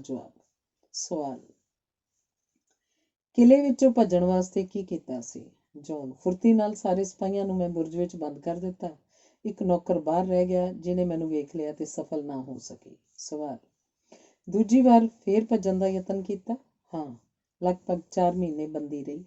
ਮੈਨੂੰ ਪਤਾ ਲੱਗਾ ਕਿ ਮੈਨੂੰ ਅੰਗਰੇਜ਼ਾਂ ਕੋਲ ਵੇਚ ਦਿੱਤਾ ਹੈ। ਮੈਨੂੰ ਪਤਾ ਸੀ ਮੈਨੂੰ ਜ਼ਲੀਲ ਕਰਕੇ ਮਾਰਿਆ ਜਾਏਗਾ, ਸੋ ਮੈਂ ਕਿਲੇ ਦੀ ਕੰਧ ਉੱਪਰੋਂ ਬਾਹਰ ਵੱਲ ਛਾਲ ਮਾਰ ਦਿੱਤੀ। ਸੋਚਿਆ ਸੀ ਜੇ ਮਰ ਗਈ ਤਾਂ ਵੀ, ਜੇ ਭੱਜ ਗਈ ਤਾਂ ਵੀ ਠੀਕ ਹੈ। ਸਵਾਲ, ਕੀ ਭੱਜਣ ਵਾਸਤੇ ਫਰਿਸ਼ਤੇ ਨੇ ਕਿਹਾ ਸੀ? ਜੌਨ, ਨਹੀਂ, ਫਰਿਸ਼ਤੇ ਨੇ ਕਿਹਾ ਸੀ ਹਰ ਹਾਲਤ ਵਿੱਚ ਤੈਨੂੰ ਇੰਗਲੈਂਡ ਦੇ ਬਾਦਸ਼ਾਹ ਸਾਹਮਣੇ ਪੇਸ਼ ਕੀਤਾ ਜਾਏਗਾ। ਮੈਂ ਸੋਚਿਆ ਉਹਦੀ ਸ਼ਕਲ ਦੇਖਣ ਨਾਲੋਂ ਮਰਨਾ ਚੰਗਾ। ਹੇਮੰਡ ਦੀ ਡਿਊਟੀ ਜੌਨ ਦੀ ਨਿਗਰਾਨੀ ਕਰਨੀ ਸੀ। ਦੱਸਦਾ ਹੈ, ਨਹੀਂ ਇੱਕ ਵਾਰ ਨੇੜੇ ਜਾ ਕੇ ਮੈਂ ਉਸ ਨਾਲ ਗੱਲਾਂ ਕੀਤੀਆਂ। ਕਈ ਦਫਾ ਮੈਂ ਉਹਨੂੰ ਹੱਥ ਲਾਇਆ। ਪੂਰੀ ਤਾਕਤ ਨਾਲ ਉਹ ਮੈਨੂੰ ਧੱਕਾ ਦੇ ਦਿੰਦੀ। ਬੋਲ ਤੇ ਵਿਹਾਰ ਸ਼ਾਨਦਾਰ। ਤੀਜੀ ਵਾਰ ਉਹਨੂੰ ਕਰੋਤੇ ਕਿਲੇ 'ਚ ਲਿਜਾਇਆ ਗਿਆ, ਜਿਸ ਦਾ ਇੰਚਾਰਜ ਮਾਸਟਰ ਨਿਕੋਲਸ ਸੀ। ਇਹ ਆਦਮੀ ਸਿਵਲ ਤੇ ਧਰਮ ਸ਼ਾਸਤਰੀ ਕਾਨੂੰਨ ਵਿੱਚ ਡਬਲ PhD ਸੀ। ਜੌਨ ਉਹਨੂੰ ਆਖਦੀ, ਪਾਠ ਸੁਣਾ। ਉਸ ਅੱਗੇ ਧਰਮੀ ਈਸਾਈ ਵਾਂਗ ਭੁੱਲਾਂ ਦੀ ਖਿਮਾ ਮੰਗਦੀ। ਨਿਕੋਲਸ ਅਨੁਸਾਰ ਉਹ ਪਵਿੱਤਰ ਆਤਮਾ ਸੀ, ਪੂਰੀ ਧਰਮੀ, ਪੂਰੀ ਨੇਕ। ਮਰਦਾਵਾਂ ਲਿਬਾਸ ਛੱਡ ਕੇ ਔਰਤ ਦੇ ਵਸਤਰ ਪਹਿਨਣ ਲਈ ਕਿਹਾ ਗਿਆ ਤਾਂ ਜੌਨ ਨੇ ਇਨਕਾਰ ਕਰ ਦਿੱਤਾ। ਅੰਗਰੇਜ਼ਾਂ ਨੇ ਪੈਰਿਸ ਯੂਨੀਵਰਸਿਟੀ ਦੇ ਪ੍ਰੋਫੈਸਰ ਕਾਸ਼ੋ ਨੂੰ ਜੌਨ ਦੇ ਮੁਕੱਦਮੇ ਦੀ ਰੂਪਰੇਖਾ ਤਿਆਰ ਕਰਨ ਲਈ ਕਿਹਾ। ਇਸ ਵੇਲੇ ਉਹ ਬਿਸ਼ਪ ਵੀ ਸੀ ਤੇ ਉਹਨੂੰ ਉਮੀਦ ਸੀ ਕਿ ਜੌਨ ਦੇ ਕੇਸ ਦੀ ਸਫਲਤਾ ਪਿੱਛੋਂ ਉਹਨੂੰ ਆਰਕ ਬਿਸ਼ਪ ਵਜੋਂ ਤਰੱਕੀ ਮਿਲੇਗੀ। ਇਹ ਉਸੇ ਦੀ ਸਲਾਹ ਸੀ ਕਿ ਜੌਨ ਨੂੰ ਜਾਦੂਗਰ ਨਹੀਂ, ਚੁੜੇਲ, ਕਾਫਰ, ਚਰਚ ਵਿਰੋਧੀ ਸਾਬਤ ਕੀਤਾ ਜਾਵੇ, ਨਾ ਕਿ ਬਗਾਵਤ ਦਾ ਮੁਕੱਦਮਾ ਚਲਾਇਆ ਜਾਵੇ। ਜੇ ਹਥਿਆਰਬੰਦ ਬਗਾਵਤ ਦਾ ਮੁਕੱਦਮਾ ਚਲਾ ਕੇ ਫਾਂਸੀ ਦੇ ਦਿੱਤੀ ਗਈ, ਫਿਰ ਤਾਂ ਇਹਦੀ ਸ਼ਾਨ ਬਣ ਜਾਏਗੀ। ਚੁੜੇਲ ਸਾਬਤ ਕਰਕੇ ਅੱਗ ਵਿੱਚ ਸਾੜਾਂਗੇ। ਤਨਖਾਹ ਤੋਂ ਇਲਾਵਾ ਉਹਨੂੰ 2000 ਮੋਹਰਾਂ ਸਾਲਾਨਾ ਮਿਲਣੀਆਂ ਸਨ। ਸੁਰੱਖਿਅਤ ਰਿਕਾਰਡ ਅਨੁਸਾਰ ਬਾਦਸ਼ਾਹ ਨੇ ਕਿਹਾ ਸੀ ਕਿ 10,000 ਮੋਹਰਾਂ ਤੱਕ ਜੌਨ ਦਾ ਮੁੱਲ ਤਾਰ ਦੇਣਾ, ਪਰ ਵਿਚੋਲਿਆਂ ਨੇ 6,000 'ਚ ਸੌਦਾ ਕਰਵਾ ਦਿੱਤਾ। ਦਿਲਚਸਪ ਗੱਲ ਇਹ ਕਿ ਚਾਰਲਸ 7ਵੇਂ ਨੂੰ ਜਿਸ ਸਦਕਾ ਤਾਜ ਹਾਸਲ ਹੋਇਆ, ਉਹ ਜੌਨ ਨੂੰ ਭੁੱਲ ਹੀ ਗਿਆ ਕਿ ਉਸ ਨਾਲ ਕੀ ਬੀਤ ਰਹੀ ਹੈ। ਫੌਜੀ ਤਾਂ ਕੀ, ਉਹਨੇ ਸਿਆਸੀ ਯਤਨ ਵੀ ਨਹੀਂ ਕੀਤਾ ਕਿ ਜੌਨ ਸਲਾਮਤ ਰਹਿ ਸਕੇ। ਵਕੀਲ ਪੀਅਰੀ, ਜੋ ਇਸ ਮੁਕੱਦਮੇ ਦੌਰਾਨ ਹਾਜ਼ਰ ਸੀ, ਲਿਖਦਾ ਹੈ, ਕੁਝ ਵੀ ਸਹੀ ਨਹੀਂ ਸੀ। ਜੱਜ, ਵਕੀਲ, ਰਿਕਾਰਡ ਕੀਪਰ ਕੁਝ ਕੁ ਡਰੇ ਹੋਏ ਸਨ, ਕੁਝ ਲਾਲਚ ਵਸ ਡਿਊਟੀ ਕਰ ਰਹੇ ਸਨ, ਕੁਝ ਜੌਨ ਨੂੰ ਘਿਰਨਾ ਕਰਦੇ ਸਨ। ਸਾਰਾ ਕੁਝ ਬਾਦਸ਼ਾਹ ਦੇ ਹੁਕਮ ਅਨੁਸਾਰ ਹੋ ਰਿਹਾ ਸੀ। 9 ਜਨਵਰੀ ਤੋਂ 30 ਮਈ 1431 5 ਮਹੀਨੇ ਮੁਕੱਦਮਾ ਚੱਲਿਆ। 2 ਜੱਜਾਂ ਦਾ ਬੈਂਚ ਸੀ, ਦੋਵੇਂ ਪਾਦਰੀ ਸਨ। ਇੱਕ ਕਾਸ਼ੋ, ਦੂਜਾ ਲੈਮੈਤਰੇ। ਕਾਸ਼ੋ ਬਾਰੇ ਦੱਸਿਆ ਜਾ ਚੁੱਕਿਆ, ਪਰ ਲੈਮੈਤਰੇ ਨੂੰ ਮੁਕੱਦਮੇ 'ਚ ਕੋਈ ਦਿਲਚਸਪੀ ਨਹੀਂ ਸੀ। ਪਹਿਲਾ 1 ਮਹੀਨਾ ਤਾਂ ਉਹ ਕਦੀ ਹਾਜ਼ਰ ਹੀ ਨਹੀਂ ਹੋਇਆ। 20 ਫਰਵਰੀ ਨੂੰ ਆਉਂਦਿਆਂ ਹੀ ਆਖਿਆ, ਮੈਂ ਆਪਣੀ ਜ਼ਮੀਰ ਅਨੁਸਾਰ ਨਿਰਣਾ ਕਰਾਂਗਾ। 13 ਮਾਰਚ ਤੱਕ ਫਿਰ ਗੈਰ ਹਾਜ਼ਰ ਹੋ ਗਿਆ। ਜਦੋਂ ਕਦੀ ਹਾਜ਼ਰ ਹੁੰਦਾ, ਚੁੱਪਚਾਪ ਬੈਠਾ ਰਹਿੰਦਾ। ਉਹਦੀ ਕੋਈ ਟਿੱਪਣੀ ਰਿਕਾਰਡ 'ਚ ਨਹੀਂ। 60 ਸਰਕਾਰੀ ਵਕੀਲ ਸਨ ਜੋ ਸ਼ਰੀਅਤ ਵਿੱਚ ਨਿਪੁੰਨ ਸਨ। ਇਹ ਜੱਜਾਂ ਨੂੰ ਵਕਤ ਬ-ਵਕਤ ਸਲਾਹ ਦਿੰਦੇ। ਨਿਕੋਲਸ ਬੇਲੀ ਅਨੁਸਾਰ ਸਾਡੀ 2 ਵਕੀਲਾਂ ਦੀ ਡਿਊਟੀ ਜੌਨ ਦੇ ਪਿਛੋਕੜ ਦੀ ਪੜਤਾਲ ਕਰਨ ਵਾਸਤੇ ਲਾਈ। ਅਸੀਂ ਉਹਦੇ ਪਿੰਡ ਗਏ, 15 ਬੰਦਿਆਂ ਦੇ ਬਿਆਨ ਲਏ। ਸਾਰਿਆਂ ਅਨੁਸਾਰ ਜੌਨ ਭਲੇ ਮਾਪਿਆਂ ਦੀ ਨੇਕ ਧੀ ਸੀ। ਜੱਜਾਂ ਨੂੰ ਸਾਡੀ ਰਿਪੋਰਟ ਸਹੀ ਨਹੀਂ ਲੱਗੀ। ਇਹ ਕਹਿ ਕੇ ਕਿ ਵਕੀਲ ਜੌਨ ਦੇ ਹੱਕ 'ਚ ਭੁਗਤ ਰਹੇ ਹਨ, ਸਾਡੀ ਰਿਪੋਰਟ ਮੁਕੱਦਮੇ ਦੇ ਰਿਕਾਰਡ 'ਚ ਸ਼ਾਮਲ ਨਹੀਂ ਕੀਤੀ ਗਈ। ਸਭ ਤੋਂ ਪਹਿਲੀ ਪੜਤਾਲ ਜੌਨ ਦੇ ਕੁਆਰਪਣ ਦੀ ਕੀਤੀ ਗਈ। ਡਾਕਟਰਨੀਆਂ ਨੇ ਡਚੈਸ ਆਫ ਬੈਡਫੋਰਡ ਦੀ ਨਿਗਰਾਨੀ 'ਚ ਪੜਤਾਲ ਕੀਤੀ। ਜੌਨ ਨੂੰ ਪੁੱਛਿਆ ਗਿਆ ਕਿ ਇਹ ਸਹੀ ਹੈ ਕਿ ਤੂੰ ਕੁਆਰੀ ਹੈ। ਜੌਨ ਨੇ ਕਿਹਾ, ਇਹ ਹੱਤਕ-ਪੂਰਕ ਪ੍ਰੀਖਿਆ ਮੈਂ ਨੇਕ ਔਰਤਾਂ ਹੱਥੋਂ ਕਰਵਾਉਣ ਲਈ ਤਿਆਰ ਹਾਂ। ਪੜਤਾਲੀਆ ਰਿਪੋਰਟ ਵਿੱਚ ਲਿਖਿਆ ਗਿਆ, ਜੌਨ ਪੂਰੀ ਵਰਜਨ ਹੈ। ਇਹ ਰਿਪੋਰਟ ਮੁਕੱਦਮੇ 'ਚ ਸ਼ਾਮਲ ਨਹੀਂ ਕੀਤੀ ਗਈ। ਉਸ ਨੂੰ ਆਮ ਅਪਰਾਧੀਆਂ ਦੀ ਜੇਲ੍ਹ 'ਚ ਲੋਹੇ ਦੇ ਪਿੰਜਰੇ 'ਚ ਰੱਖਿਆ ਗਿਆ, ਜਿਸ ਉੱਪਰ ਗਾਰਦ ਮਰਦਾਂ ਦੀ ਸੀ। ਇਹ ਕਾਨੂੰਨਨ ਠੀਕ ਨਹੀਂ ਸੀ। ਧਰਮ ਦਾ ਮੁਕੱਦਮਾ ਚਲਾਉਣ ਦੌਰਾਨ ਚਰਚ ਦੀ ਜੇਲ੍ਹ ਵਿੱਚ ਔਰਤਾਂ ਦੀ ਨਿਗਰਾਨੀ ਵਿੱਚ ਰੱਖਿਆ ਜਾਣਾ ਚਾਹੀਦਾ ਸੀ। ਉਹਨੂੰ ਆਪਣਾ ਵਕੀਲ ਕਰਨ ਦੀ ਆਗਿਆ ਵੀ ਨਹੀਂ ਮਿਲੀ। ਜੀਨ ਮਸੀਹ ਉਸ ਨੂੰ ਜੇਲ੍ਹ ਵਿੱਚੋਂ ਕੋਰਟ ਅੱਗੇ ਪੇਸ਼ ਕਰਨ ਵਾਸਤੇ ਲਿਆਇਆ ਕਰਦਾ। ਰਸਤੇ ਵਿੱਚ ਚਰਚ ਸੀ। ਜੌਨ ਬੇਨਤੀ ਕਰਦੀ, ਮੱਥਾ ਟੇਕ ਲਵਾਂ? ਉਹ ਆਗਿਆ ਦੇ ਦਿੰਦਾ। ਲਿਖਦਾ ਹੈ, ਵਕੀਲ ਨੂੰ ਪਤਾ ਲੱਗਾ ਤਾਂ ਮੈਨੂੰ ਕਿਹਾ, ਗੱਦਾਰਾ, ਇਸ ਕੰਜਰੀ ਨੂੰ ਮੱਥਾ ਕਿਸ ਦੀ ਆਗਿਆ ਨਾਲ ਟੇਕਣ ਦਿੰਦਾ? ਮੈਂ ਤੈਨੂੰ ਅਜਿਹੀ ਕਾਲ ਕੋਠੜੀ 'ਚ ਤੁੰਨ ਦਿਆਂਗਾ ਜਿੱਥੋਂ ਕਦੀ ਸੂਰਜ ਨਾ ਦੇਖ ਸਕੇ। ਕਦੀ ਕਦੀ ਵਕੀਲ ਖੁਦ ਚਰਚ ਗੇਟ ਤੇ ਖਲੋ ਜਾਂਦਾ। ਜੋਨ ਲੰਘਦੀ, ਜਦੋਂ ਮੱਥਾ ਨਾ ਟੇਕ ਸਕਦੀ, ਉਹਨੂੰ ਸੁਣਾ ਕੇ ਕਿਹਾ ਕਰਦੀ, ਇੱਥੇ ਮੇਰਾ ਯਿਸੂ ਮਸੀਹ ਹੈ। ਅਦਾਲਤ ਵਿੱਚ ਸਵਾਲਾਂ ਦੀ ਵਿਛਾੜ ਹੁੰਦੀ। ਕ੍ਰਾਸ ਸਵਾਲ, ਉਲਝਾਉਣ ਵਾਲੇ, ਭੁਲਾਉਣ ਵਾਲੇ, ਬੇਇੱਜ਼ਤ ਕਰਨ ਵਾਲੇ ਸਵਾਲ। ਪੂਰਨ ਸ਼ਾਂਤ ਹਰ ਸਵਾਲ ਦਾ ਜਵਾਬ ਸਲੀਕੇ ਨਾਲ ਦਿੰਦੀ। ਵਿਦਵਾਨ ਜਿੱਥੇ ਉਲਝ ਜਾਣ, ਇਹ ਅਨਪੜ੍ਹ ਕੁੜੀ ਆਤਮ ਵਿਸ਼ਵਾਸ 'ਚ ਰਹਿੰਦੀ। ਕਿਸੇ ਸਵਾਲ ਦੇ ਜਵਾਬ 'ਚ ਆਖਦੀ, ਇਹਦਾ ਜਵਾਬ ਦੇ ਚੁੱਕੀ ਹਾਂ। ਉਹ ਕਲਰਕ ਬੈਠਾ, ਉਸ ਤੋਂ ਸੁਣ ਲਓ ਮੈਂ ਕੀ ਆਖਿਆ ਸੀ। ਫਰਾਂਸੀਸੀ ਵਿੱਚ ਜਵਾਬ ਦਿੰਦੀ। ਉਹਦਾ ਜਵਾਬ ਲਾਤੀਨੀ 'ਚ ਰਿਕਾਰਡ ਕੀਤਾ ਜਾਂਦਾ ਤੇ ਕਈ ਵਾਰ ਤਰਜਮਾ ਇਸ ਤਰ੍ਹਾਂ ਕਿ ਜੋਨ ਨੇ ਉਹ ਕੁਝ ਕਿਹਾ ਹੀ ਨਾ ਹੁੰਦਾ। ਮਨਸ਼ੋ ਨਾਮ ਦਾ ਇੱਕ ਵਕੀਲ ਇਸ ਮੁੱਦੇ ਤੇ ਅਦਾਲਤ ਵਿੱਚ ਲੜ ਪਿਆ ਤੇ ਕਿਹਾ, ਜੋ ਲਿਖਿਆ ਜਾ ਰਿਹਾ ਹੈ ਉਹ ਇੱਕ ਵਾਰ ਫਿਰ ਜੋਨ ਨੂੰ ਸੁਣਾ ਕੇ ਠੀਕ ਕੀਤਾ ਜਾਏ। 17 ਮਾਰਚ 1431 ਸ਼ਨੀਵਾਰ ਸਾਰਾ ਦਿਨ ਸਵਾਲ ਜਵਾਬ ਹੋਏ। ਕੁਝ ਕੁ ਨਮੂਨੇ ਵਜੋਂ ਸਵਾਲ, ਤੈਨੂੰ ਹੁਕਮ ਦੇਣ ਵਾਸਤੇ ਸੰਤ ਮਾਈਕਲ ਕਿਸ ਲਿਬਾਸ 'ਚ ਆਇਆ ਕਰਦਾ ਸੀ? ਸੰਤ ਅਤੇ ਫਰਿਸ਼ਤੇ ਕਿਸ ਰੰਗ ਰੂਪ 'ਚ ਆਉਂਦੇ ਹਨ? ਕੋਈ ਉੱਤਰ ਨਹੀਂ ਦਿਆਂਗੀ, ਕਿਉਂਕਿ ਮੁਕੱਦਮੇ ਨਾਲ ਇਹਦਾ ਵਾਸਤਾ ਨਹੀਂ। ਸਵਾਲ, ਤੇਰੇ ਬਾਰੇ ਚਰਚ ਜੋ ਫੈਸਲਾ ਸੁਣਾਵੇ ਮਨਜ਼ੂਰ ਕਰੇਂਗੀ? ਜੋਨ, ਈਸਾਈ ਧਰਮ ਨੂੰ ਤੇ ਚਰਚ ਨੂੰ ਮੈਂ ਪਿਆਰ ਕਰਦੀ ਹਾਂ। ਤੁਸੀਂ ਵੀ ਪਿਆਰ ਕਰਦੇ ਹੁੰਦੇ ਤਾਂ ਮੈਨੂੰ ਮੱਥਾ ਟੇਕਣੋਂ ਨਾ ਰੋਕਦੇ। ਸਭ ਤੋਂ ਉੱਪਰ ਰੱਬ ਸੱਚਾ ਹੈ, ਉਸੇ ਕਰਕੇ ਚਰਚ ਹੈ। ਰੱਬ ਫਰਾਂਸ ਵਿੱਚ ਫਿਰ ਭਾਣਾ ਵਰਤਾਏਗਾ ਤੇ ਅੰਗਰੇਜ਼ ਖਦੇੜ ਦਿੱਤੇ ਜਾਣਗੇ। ਜਦੋਂ ਅਜਿਹਾ ਵਾਪਰਿਆ ਤੁਸੀਂ ਯਾਦ ਕਰੋਗੇ ਜੋਨ ਨੇ ਕੀ ਕਿਹਾ ਸੀ। ਸਵਾਲ, ਅਜਿਹਾ ਕਦੋਂ ਵਾਪਰੇਗਾ? 7 ਸਾਲ ਦੇ ਅੰਦਰ ਅੰਦਰ, ਇਸ ਤੋਂ ਪਹਿਲਾਂ ਵਧੇਕ ਦੇਰ ਨਹੀਂ। ਸਵਾਲ, ਮਰਦਾਨਾ ਲਿਬਾਸ ਕਿਉਂ ਪਹਿਨਿਆ? ਰੱਬ ਦਾ ਹੁਕਮ ਸੀ ਕਿ ਮਰਦਾਨੇ ਲਿਬਾਸ ਵਿੱਚ ਯੁੱਧ ਲੜਾਂ। ਸਵਾਲ, ਕੀ ਰੱਬ ਤੇਰੇ ਨਾਲ ਅੰਗਰੇਜ਼ੀ 'ਚ ਗੱਲਾਂ ਕਰਦਾ? ਜੋਨ, ਜਿਨ੍ਹਾਂ ਕੌਮਾਂ ਨੂੰ ਰੱਬ ਪਿਆਰ ਨਹੀਂ ਕਰਦਾ ਉਹਨਾਂ ਦੀ ਬੋਲੀ ਨਹੀਂ ਬੋਲਦਾ। ਉਹ ਮੈਨੂੰ ਤੇ ਫਰਾਂਸ ਨੂੰ ਪਿਆਰ ਕਰਦਾ ਹੈ, ਫਰਾਂਸੀਸੀ ਬੋਲਦਾ ਹੈ।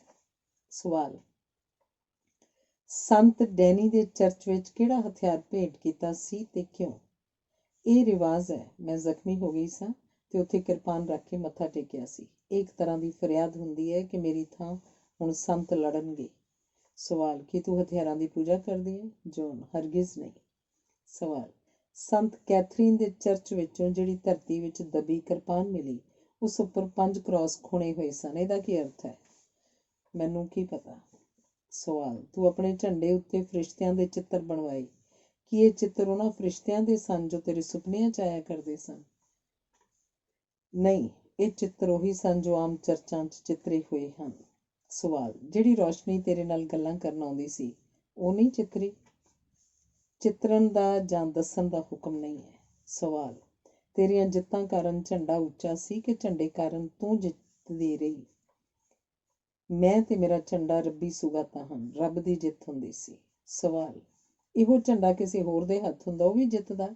ਜੋਨ, ਉੱਤਰ ਦੇ ਚੁੱਕੀ ਹਾਂ। ਝੰਡੇ ਜਾਂ ਬੰਦੇ ਦੀ ਨਹੀਂ, ਰੱਬ ਦੀ ਫਤਿਹ ਹੋਇਆ ਕਰਦੀ ਹੈ। ਸਵਾਲ, ਤੇਰੇ ਖਤਾਂ ਉੱਪਰ ਯਸੂ ਤੇ ਮਰੀਅਮ ਲਿਖਿਆ ਹੁੰਦਾ ਸੀ, ਕਿਉਂ? ਮੈਨੂੰ ਕਿਹੜਾ ਲਿਖਣਾ ਆਉਂਦਾ, ਕਲਰਕ ਲਿਖ ਦਿੰਦੇ, ਉਹਨਾਂ ਨੂੰ ਇਉਂ ਲਿਖਣਾ ਠੀਕ ਲੱਗਦਾ ਹੋਏਗਾ। ਸਵਾਲ, ਕੀ ਤੈਨੂੰ ਹੁਕਮ ਹੋਇਆ ਸੀ ਕਿ ਕੁਆਰੀ ਰਹੇਂਗੀ ਤਾਂ ਫਤਿਹਯਾਬ ਹੋਏਂਗੀ? ਅਜਿਹਾ ਕੋਈ ਹੁਕਮ ਨਹੀਂ ਹੋਇਆ। ਸਵਾਲ, ਸਾਡੇ ਕਈ ਸਵਾਲਾਂ ਦੇ ਜਵਾਬ ਤੂੰ ਨਹੀਂ ਦਿੱਤੇ। ਜੇ ਪੋਪ ਤੈਨੂੰ ਇਹ ਸਵਾਲ ਪੁੱਛੇ, ਉੱਤਰ ਦੇਂਗੀ? ਯਕੀਨਨ, ਕੇਵਲ ਪੋਪ ਨੂੰ ਹਰੇਕ ਸਵਾਲ ਦਾ ਉੱਤਰ ਮਿਲੇਗਾ। ਸਵਾਲ, ਤੇਰੇ ਕੜੇ ਉੱਪਰ ਜੀਸਸ ਤੇ ਮਰੀਅਮ ਲਿਖਿਆ ਹੋਇਆ ਸੀ, ਇਹ ਕਿਸ ਧਾਤ ਦਾ ਸੀ? ਇਹ ਮੇਰੇ ਮਾਪਿਆਂ ਦੀ ਨਿਸ਼ਾਨੀ ਕਾਰਨ ਪਿਆਰਾ ਸੀ, ਸੋਨੇ ਦਾ ਨਹੀਂ ਸੀ, ਕਿਉਂਕਿ ਮੇਰੇ ਮਾਪੇ ਇੰਨੇ ਅਮੀਰ ਨਹੀਂ। ਇਸ ਉੱਪਰ 3 ਕ੍ਰਾਸ ਵੀ ਖੁਣੇ ਹੋਏ ਸਨ। ਸਵਾਲ, ਇੰਜੀਲ ਤੇ ਹੱਥ ਰੱਖ ਕੇ ਕਹਿ, ਸੱਚ ਬੋਲਾਂਗੀ। ਨਿਰਭਰ ਕਰਦਾ ਹੈ ਕਿ ਕੀ ਪੁੱਛੋਗੇ। ਦੁਨੀਆ ਵਿਚਲੀ ਹਰ ਘਟਨਾ ਜਿਸ ਦਾ ਮੈਨੂੰ ਪਤਾ ਹੈ ਸੱਚ ਦੱਸਾਂਗੀ। ਮੇਰੇ ਇਲਹਾਮ ਬਾਰੇ ਪੁੱਛੋਗੇ ਤਾਂ ਚੁੱਪ ਕਰ ਜਾਵਾਂਗੀ, ਨਾ ਦੱਸਾਂਗੀ ਨਾ ਝੂਠ ਬੋਲਾਂਗੀ। ਜੱਜ ਕਾਸ਼ੋ ਨੇ ਕਿਹਾ, ਪੇਤਰ ਨਾਸਤਰ ਤੇ ਏਵੀ ਮਾਰੀਆ ਦਾ ਭਜਨ ਪੜ੍ਹ। ਤੂੰ ਪਾਦਰੀ ਹੈ, ਪਾਦਰੀ ਹੋਣ ਦੇ ਨਾਤੇ ਪਹਿਲਾਂ ਮੈਥੋਂ ਮੇਰਾ ਕਨਫੈਸ਼ਨ ਸੁਣ। ਇਹ ਸੁਣ ਕੇ ਜੱਜ ਚੁੱਪ ਕਰ ਗਿਆ। ਜੇ ਉਹ ਕਨਫੈਸ਼ਨ ਸੁਣ ਲੈਂਦਾ ਤਾਂ ਸਾਬਤ ਹੋ ਜਾਂਦਾ ਕਿ ਜੋਨ ਸੱਚੀ ਈਸਾਈ ਹੈ। ਫਿਰ ਉਹ ਕੁਫਰ ਦਾ ਇਲਜ਼ਾਮ ਲਾ ਕੇ ਸਜ਼ਾ ਨਾ ਦੇ ਸਕਦਾ। ਜੱਜ, ਇਉਂ ਕਰਦੇ ਹਾਂ, 2 ਫਰਾਂਸੀਸੀ ਜਾਣਨ ਵਾਲੇ ਪਾਦਰੀ ਲੈ ਆਉਂਦੇ ਹਾਂ, ਉਹਨਾਂ ਸਾਹਮਣੇ ਭਜਨ ਪੜ੍ਹੇਂਗੀ। ਪਹਿਲਾਂ ਮੇਰਾ ਕਨਫੈਸ਼ਨ ਸੁਣਨਗੇ, ਫਿਰ ਮੈਂ ਭਜਨ ਪੜ੍ਹਾਂਗੀ। ਜੱਜ, ਇਹ ਸਵਾਲ ਤੇ ਜਵਾਬ ਰਿਕਾਰਡ ਵਿੱਚੋਂ ਖਾਰਜ ਕਰ ਦਿੱਤੇ ਜਾਣ। ਸਵਾਲ, ਕੀ ਤੇਰੇ ਉੱਪਰ ਰੱਬ ਮਿਹਰਬਾਨ ਹੈ? ਜੇ ਨਹੀਂ ਹੈ ਤਾਂ ਦੁਆ ਕਰੋ ਮਿਹਰਬਾਨ ਹੋਵੇ, ਜੇ ਮਿਹਰਬਾਨ ਹੈ ਤਾਂ ਹਮੇਸ਼ਾ ਮਿਹਰਬਾਨ ਰਹੇ। ਉਹਦੀ ਮਿਹਰਬਾਨੀ ਬਗੈਰ ਸਾਹ ਲੈਣ ਦਾ ਕੀ ਹੱਕ, ਇਸ ਨਾਲੋਂ ਤਾਂ ਮੌਤ ਚੰਗੀ। ਉੱਤਰ ਸੁਣ ਕੇ ਅਦਾਲਤ ਵਿੱਚ ਸਨਾਟਾ ਛਾ ਗਿਆ। ਵਕੀਲ ਤੇ ਜੱਜ ਸਵਾਲ ਕਰਨੋਂ ਹਟ ਗਏ। ਅਗਲੇ ਦਿਨ ਤੱਕ ਅਦਾਲਤ ਬਰਖਾਸਤ ਕਰ ਦਿੱਤੀ ਗਈ। ਸਵਾਲ, ਔਰਤ ਦਾ ਲਿਬਾਸ ਪਹਿਨ ਲਏਂਗੀ? ਇਹ ਬਹੁਤ ਵੱਡਾ ਮਸਲਾ ਨੇ, ਲਿਆਓ ਔਰਤ ਦੇ ਵਸਤਰ ਫੜਾਓ। ਫਰਿਸ਼ਤੇ ਆਉਂਦੇ ਤੈਨੂੰ ਸਾਫ਼ ਦਿਸਦੇ, ਇੰਨੇ ਸਾਫ਼ ਜਿਵੇਂ ਤੁਸੀਂ ਗੱਲਾਂ ਕਰਕੇ ਚਲੇ ਜਾਂਦੇ। ਮੈਂ ਰੋ ਪੈਂਦੀ ਕਿ ਮੈਨੂੰ ਆਪਣੇ ਨਾਲ ਕਿਉਂ ਨਹੀਂ ਲਿਜਾਂਦੇ। ਕੁਝ ਖੱਤਾਂ ਉੱਪਰ ਕ੍ਰਾਸ ਬਣਾਇਆ ਕਰਦੀ ਸੈਂ। ਕ੍ਰਾਸ ਪਵਿੱਤਰ ਹੈ ਇਸ ਕਰਕੇ? ਜੋਨ ਹੱਸ ਪਈ। ਪਵਿੱਤਰ ਤਾਂ ਹੈ ਹੀ, ਇਸ ਵਿੱਚ ਕੀ ਸ਼ੱਕ। ਕਦੀ ਕਦੀ ਮੈਂ ਇਸ ਕਰਕੇ ਵੀ ਕ੍ਰਾਸ ਬਣਾ ਦਿੰਦੀ ਕਿ ਜੋ ਕੁਝ ਮੈਂ ਲਿਖਵਾਇਆ ਹੈ ਉਹ ਨਹੀਂ ਕਰਨਾ, ਉਲਟ ਕਰਨਾ ਹੈ।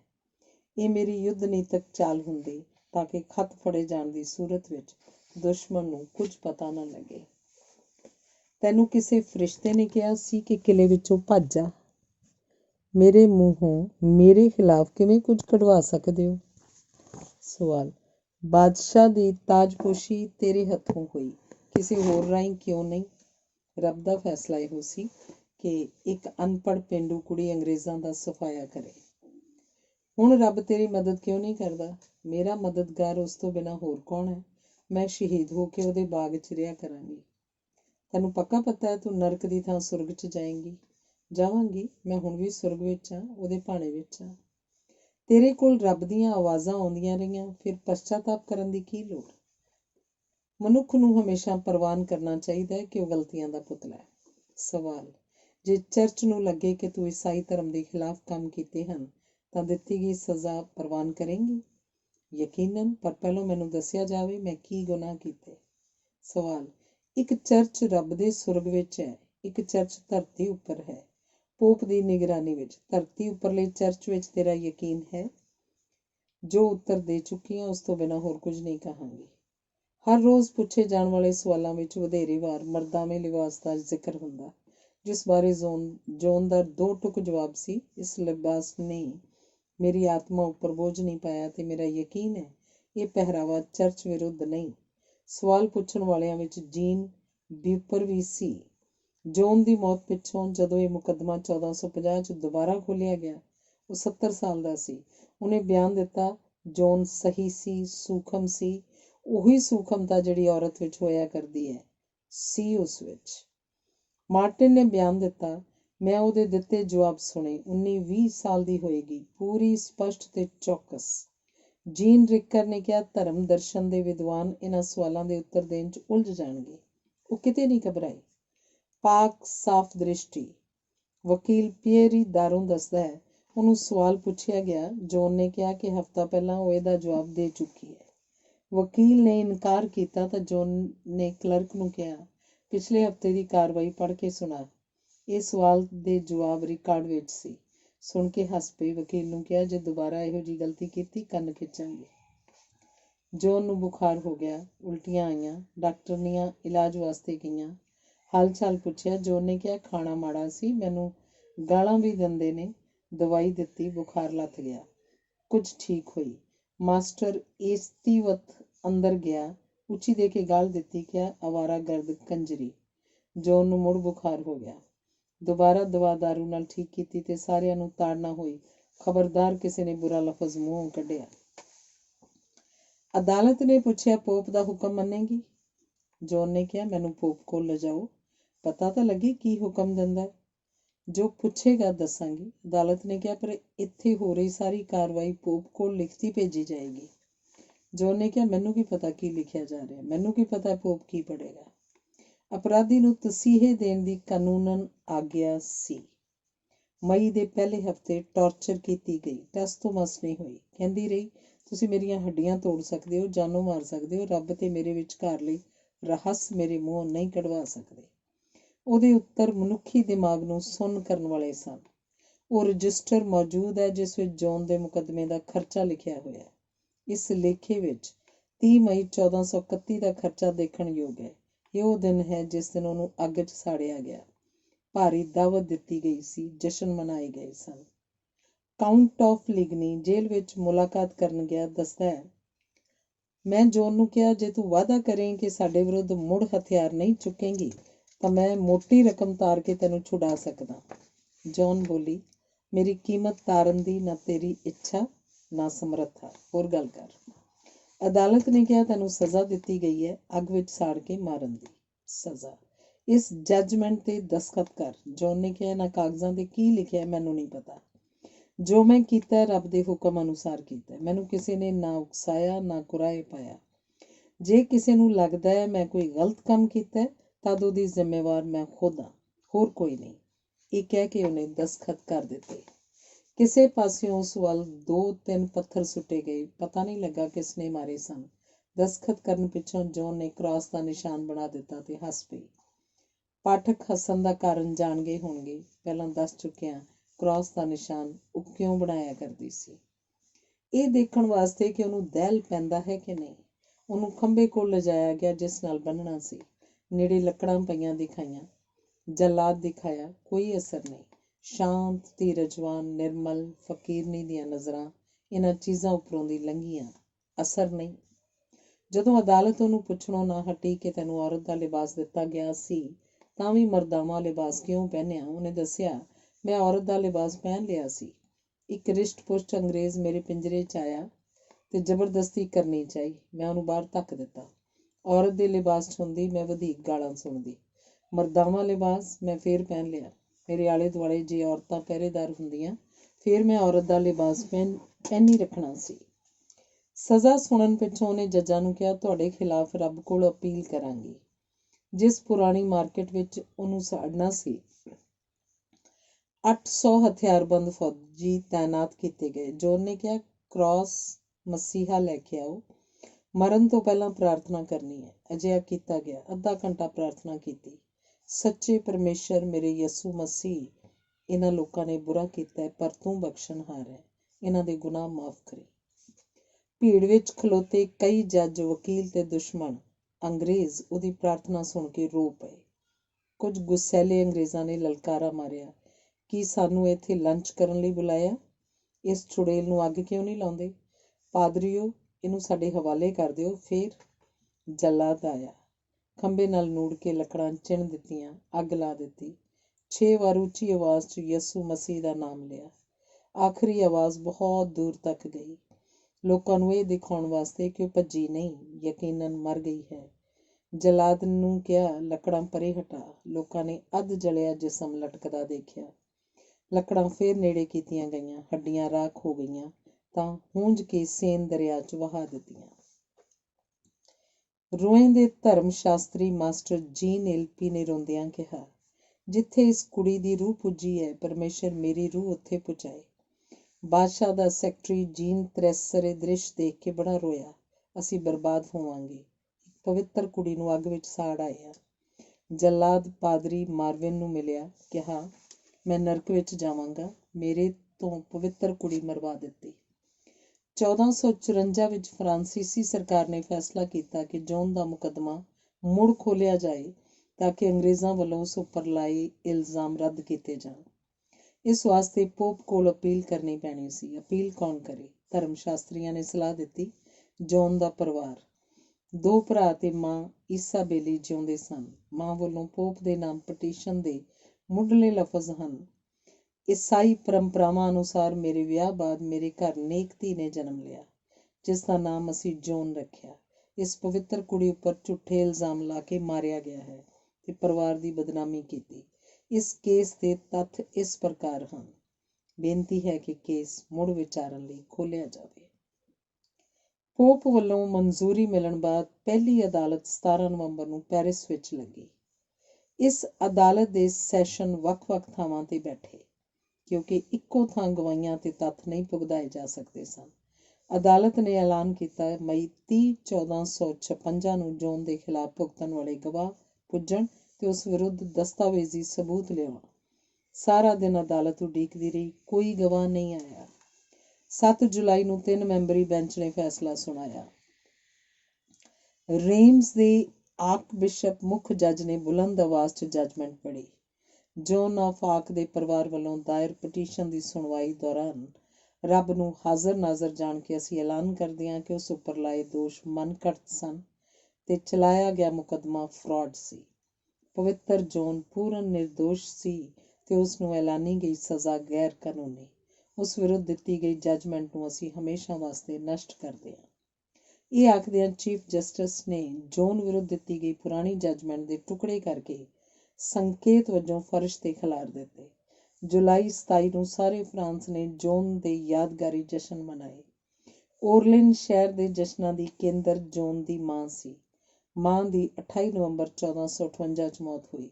ਹੁਣ 10 ਜੁਲਾਈ ਨੂੰ ਹਰ ਸਾਲ ਜੌਨ ਦੀ ਯਾਦ ਵਿੱਚ ਛੁੱਟੀ ਹੁੰਦੀ ਹੈ। ਅੰਗਰੇਜ਼ੀ ਮੁਕੱਦਮੇ ਤੇ ਸਾਹਿਤ ਵਿੱਚ ਉਸ ਵਿਰੁੱਧ ਸਾਰੇ ਅਸ਼ਲੀਲ ਲਫ਼ਜ਼ਾਂ ਦੀ ਵਰਤੋਂ ਹੋਈ। ਇਤਿਹਾਸਕਾਰਾਂ ਨੇ ਸਾਬਤ ਕਰਨ ਦਾ ਯਤਨ ਕੀਤਾ ਕਿ ਉਹ ਹਰਾਮ ਦੀ ਔਲਾਦ ਸੀ। ਇੱਕ ਔਰਤ ਨੇ ਗਵਾਹੀ ਦਿੱਤੀ ਕਿ ਗਾਂ ਦਾ ਕੱਚਾ ਦੁੱਧ ਪੀਣ ਕਰਕੇ ਜੌਨ ਨੂੰ ਦਿਮਾਗ ਦੀ ਤਪਦਿਕ ਹੋ ਗਈ ਸੀ। ਉਸ ਉੱਪਰ ਵੇਸਵਾ ਹੋਣ ਦਾ ਇਲਜ਼ਾਮ ਲੱਗਿਆ ਤਾਂ ਹੋਰ ਬਾਕੀ ਕੀ ਰਿਹਾ। ਕੰਜਰੀ, ਗਸ਼ਤੀ ਆਦਿਕ ਸ਼ਬਦ ਤਾਂ ਉਹਦੇ ਸਾਹਮਣੇ ਬੋਲੇ ਗਏ। ਜਾਰਜ ਬਰਨਾਰਡ ਸ਼ਾਹ ਖੱਬੇ ਪੱਖੀ ਖਿਆਲਾਂ ਦਾ ਧਾਰਨੀ, ਧਰਮਾਂ ਦੇ ਅਡੰਬਰਾਂ ਦਾ ਵਿਰੋਧੀ ਸੀ, ਜਿਸ ਨੂੰ ਰੱਬ ਤੇ ਰੱਬ ਨਾਲ ਸੰਬੰਧਿਤ ਵਿਸ਼ਵਾਸਾਂ 'ਚ ਕੋਈ ਦਿਲਚਸਪੀ ਨਹੀਂ ਸੀ। ਫਰਾਂਸ ਦੇ ਨਿੱਕੇ ਜਿਹੇ ਪਿੰਡ ਵਿੱਚ ਜੰਮੀ ਅਨਪੜ੍ਹ ਕੁੜੀ ਜੌਨ ਨੇ 18 ਸਾਲ ਦੀ ਉਮਰ ਵਿੱਚ ਜਦੋਂ ਫਰਾਂਸ ਵਿੱਚ ਅੰਗਰੇਜ਼ਾਂ ਦੀ ਹਕੂਮਤ ਨੂੰ ਖਦੇੜਨ ਦਾ ਫੈਸਲਾ ਕਰ ਲਿਆ, ਇਹ ਕਰਾਮਾਤ ਤੋਂ ਘੱਟ ਨਹੀਂ ਸੀ। ਉਹ ਦਾਅਵਾ ਕਰਦੀ ਸੀ ਕਿ ਰੱਬ ਉਸ ਨਾਲ ਗੱਲਾਂ ਕਰਦਾ ਹੈ ਤੇ ਉਸ ਦੇ ਹੁਕਮ ਤਹਿਤ ਉਹ ਯੁੱਧ ਲੜ ਰਹੀ ਹੈ। ਉਹਨੇ ਯੂਰਪ ਵਿੱਚ ਪਹਿਲੀ ਵਾਰ ਨਾਅਰਾ ਦਿੱਤਾ, ਇੰਗਲੈਂਡ ਅੰਗਰੇਜ਼ਾਂ ਦਾ, ਫਰਾਂਸ ਫਰਾਂਸੀਸੀਆਂ ਦਾ। ਉਦੋਂ ਇਸ ਤਰ੍ਹਾਂ ਦੀ ਰਾਸ਼ਟਰੀ ਭਾਵਨਾ ਮੌਜੂਦ ਨਹੀਂ ਸੀ। ਛੋਟੇ ਛੋਟੇ ਨਗਰ ਰਾਜ, ਸਿਟੀ ਸਟੇਟਸ ਹੋਇਆ ਕਰਦੇ ਸਨ, ਜਿਨ੍ਹਾਂ ਦਾ ਇੱਕ ਕੇਂਦਰੀ ਰਾਜਾ ਹੋਇਆ ਜ਼ਰੂਰ ਕਰਦਾ ਸੀ, ਪਰ ਉਹਦੀ ਨਗਰ ਰਾਜਾਂ ਉੱਪਰ ਸਖਤ ਪਕੜ ਨਹੀਂ ਸੀ। ਇਉਂ ਜਾਗੀਰਦਾਰ ਖੁਦ ਮੁਖਤਾਰ ਹੋਣ ਕਾਰਨ ਮਨਮਰਜ਼ੀ ਦੇ ਮਾਲਕ ਸਨ। ਜੌਨ ਦਾ ਰੱਬ ਨਾਲ ਸਿੱਧਾ ਸੰਪਰਕ ਹੋਵੇ, ਚਰਚ ਲਈ ਇਹ ਤੱਥ ਬਰਦਾਸ਼ਤ ਕਰਨਾ ਮੁਸ਼ਕਿਲ ਸੀ, ਕਿਉਂਕਿ ਰੱਬ ਦਾ ਪ੍ਰਤੀਨਿਧ ਕੇਵਲ ਪੋਪ ਹੈ। ਚਰਚ ਉਸ ਵਿਰੁੱਧ ਹੋ ਗਿਆ ਕਿਉਂਕਿ ਜੌਨ ਪ੍ਰੋਟੈਸਟੈਂਟ ਧਾਰਾ ਦੇ ਬੀਜ ਬੀਜ ਰਹੀ ਸੀ। ਦੂਜੇ ਪਾਸੇ ਜਾਗੀਰਦਾਰ ਖਿਲਾਫ ਹੋ ਗਏ ਸਨ, ਕਿਉਂਕਿ ਉਹ ਕੇਂਦਰੀ ਸੱਤਾ ਦੀ ਬੁਨਿਆਦ ਰੱਖ ਰਹੀ ਸੀ, ਜਿਸ ਨਾਲ ਨਗਰ ਰਾਜਾਂ ਦੀਆਂ ਸ਼ਕਤੀਆਂ ਨੂੰ ਨਕੇਲ ਪੈ ਜਾਣੀ ਸੀ। ਉਸ ਵਿਰੁੱਧ ਇਹ ਦੋਵੇਂ ਧਿਰਾਂ ਲਾਮਬੰਦ ਹੋ ਗਈਆਂ, ਜਿਸ ਕਾਰਨ ਉਹਨੂੰ ਕਤਲ ਕੀਤਾ ਗਿਆ। ਬਰਨਾਰਡ ਸ਼ਾਹ ਵਰਗੇ ਬੰਦੇ ਵੱਲੋਂ ਸੇਂਟ ਜੌਨ ਨਾਮ ਦੇ ਨਾਟਕ ਦੀ ਸਿਰਜਣਾ ਇਸੇ ਗੱਲ ਦਾ ਸਬੂਤ ਹੈ ਕਿ ਜੌਨ ਕਿੰਨੀ ਸ਼ਕਤੀਸ਼ਾਲੀ ਨਾਇਕਾ ਹੈ। ਇਸ ਨਾਟਕ ਨੂੰ ਦੁਨੀਆ ਭਰ 'ਚ ਸਨਮਾਨ ਮਿਲਿਆ। 16 ਮਈ 1920 ਨੂੰ ਜੌਨ ਆਫ ਆਰਕ ਨੂੰ ਪੋਪ ਬੈਨੇਡਿਕਟ ਵੱਲੋਂ ਸੇਂਟ ਦਾ ਖਿਤਾਬ ਪ੍ਰਦਾਨ ਕੀਤਾ ਗਿਆ। ਸ਼ਾਹ ਅਨੁਸਾਰ ਜੌਨ ਨੂੰ ਬੁਰੇ ਬੰਦਿਆਂ ਨੇ ਬੁਰੇ ਇਰਾਦੇ ਨਾਲ ਕਤਲ ਨਹੀਂ ਕੀਤਾ। ਉਹਨਾਂ ਦਾ ਵਿਸ਼ਵਾਸ ਸੀ ਕਿ ਜੌਨ ਚਰਚ ਦੀ ਸ਼ਕਤੀ ਨੂੰ ਵੰਗਾਰ ਰਹੀ ਹੈ। ਨਾਟਕ ਵਿੱਚ ਨਾਇਕਾ ਤੇ ਖਲਨਾਇਕ ਨਹੀਂ ਦਿਸਦੇ। ਇੱਕ ਪਾਸੇ ਨਿੱਜ ਅਨੁਭਵ ਦੀ ਸੁਤੰਤਰਤਾ ਦਾ ਦਾਅਵਾ ਹੈ, ਦੂਜੇ ਪਾਸੇ ਚਰਚ ਤੇ ਸਟੇਟ ਦੀ ਸੁਤੰਤਰਤਾ ਹੈ। ਇਹ ਦੋ ਸੱਤਾਵਾਂ ਦੀ ਟੱਕਰ ਹੈ, ਜਿਸ ਵਿੱਚ ਵਿਅਕਤੀ ਦੀ ਬਲੀ ਹੋਣੀ ਹੈ। ਰਿਵਾਜ਼ ਇਹ ਸੀ ਕਿ ਬਾਦਸ਼ਾਹ ਨਿਰਵਸਤਰ ਹੋ ਕੇ ਤਾਜ ਪਹਿਨੇਗਾ। ਨਿਰਵਸਤਰ ਹੋ ਕੇ ਫਰਾਂਸ ਦਾ ਬਾਦਸ਼ਾਹ ਚਾਰਲਸ ਜਦੋਂ ਆਪਣੇ ਦਰਬਾਰ 'ਚ ਹਾਜ਼ਰ ਹੋਇਆ, ਜੌਨ ਤੁਰੰਤ ਥੰਮਲੇ ਉੱਲੇ ਲੁਕ ਗਈ। ਸ਼ਾਹ ਅਨੁਸਾਰ ਉਹਦੇ ਕੁਆਰਪਣ ਦੇ ਟੈਸਟ ਲੈਣ ਦੀ ਕੀ ਜ਼ਰੂਰਤ ਸੀ। ਇਹੋ ਇੱਕ ਘਟਨਾ ਉਹਦੀ ਪਵਿੱਤਰਤਾ ਵਾਸਤੇ ਮਜ਼ਬੂਤ ਸਬੂਤ ਹੈ। ਦੋਸਤਾਂ ਦੁਸ਼ਮਣਾਂ ਦੋਵੇਂ ਧਿਰਾਂ ਨੇ ਉਹਦੇ ਟੈਸਟ ਲਏ। ਫਰਾਂਸੀਸੀਆਂ ਨੇ ਜਦੋਂ ਦੁਬਾਰਾ ਜੌਨ ਦਾ ਮੁਕੱਦਮਾ ਖੋਲ੍ਹ ਕੇ ਉਹਨੂੰ ਬਰੀ ਕੀਤਾ, ਤਦ ਬਾਦਸ਼ਾਹ ਚਾਰਲਸ ਇਸ ਕਰਕੇ ਖੁਸ਼ ਨਹੀਂ ਹੋਇਆ ਕਿ ਜੌਨ ਨੂੰ ਇਨਸਾਫ ਮਿਲਿਆ। ਉਹ ਇਸ ਗੱਲੋਂ ਸੰਤੁਸ਼ਟ ਹੋਇਆ ਕਿ ਉਹਦੀ ਬਾਦਸ਼ਾਹਤ ਨੂੰ ਧਾਰਮਿਕ ਮਾਨਤਾ ਪ੍ਰਾਪਤ ਹੋ ਗਈ। ਕਿਉਂਕਿ ਜੌਨ ਬਰੀ ਨਾ ਕੀਤੀ ਜਾਂਦੀ, ਤਦ ਮੰਨਿਆ ਜਾਣਾ ਸੀ ਕਿ ਚੁੜੇਲ ਵੱਲੋਂ ਕੀਤੀ ਉਹਦੀ ਤਾਜ਼ਪੋਸ਼ੀ ਗੈਰ ਕਾਨੂੰਨੀ ਹੈ। ਪਹਿਲੀ ਵਾਰ ਰਾਬਰਟ ਬ੍ਰੇਸਨ 1901 ਤੋਂ 1999 ਨੇ 1962 ਵਿੱਚ ਉਸ ਉੱਪਰ ਸ਼ਾਨਦਾਰ ਫ੍ਰੈਂਚ ਫਿਲਮ ਬਣਾਈ। ਪੁੱਛਿਆ ਗਿਆ ਕਿ ਤੁਸੀਂ ਸਹੀ ਤਰੀਕੇ ਜੌਨ ਦੀ ਮਹਾਨਤਾ ਪ੍ਰਗਟਾਈ। ਰਾਬਰਟ ਨੇ ਕਿਹਾ, ਆਰਟ ਕੁਝ ਪ੍ਰਗਟ ਨਹੀਂ ਕਰਿਆ ਕਰਦਾ, ਆਰਟ ਨੇ ਮਹਾਨਤਾ ਨਾਲ ਇਕਸੁਰ ਹੋਣਾ ਹੁੰਦਾ ਹੈ। ਮੇਰੀ ਫਿਲਮ ਦੇਖ ਕੇ ਦਰਸ਼ਕ ਜੌਨ ਨਾਲ ਇਕਸੁਰ ਹੋਣਗੇ ਕਿ ਨਹੀਂ, ਦੇਖਾਂਗੇ। ਧੰਨਵਾਦ।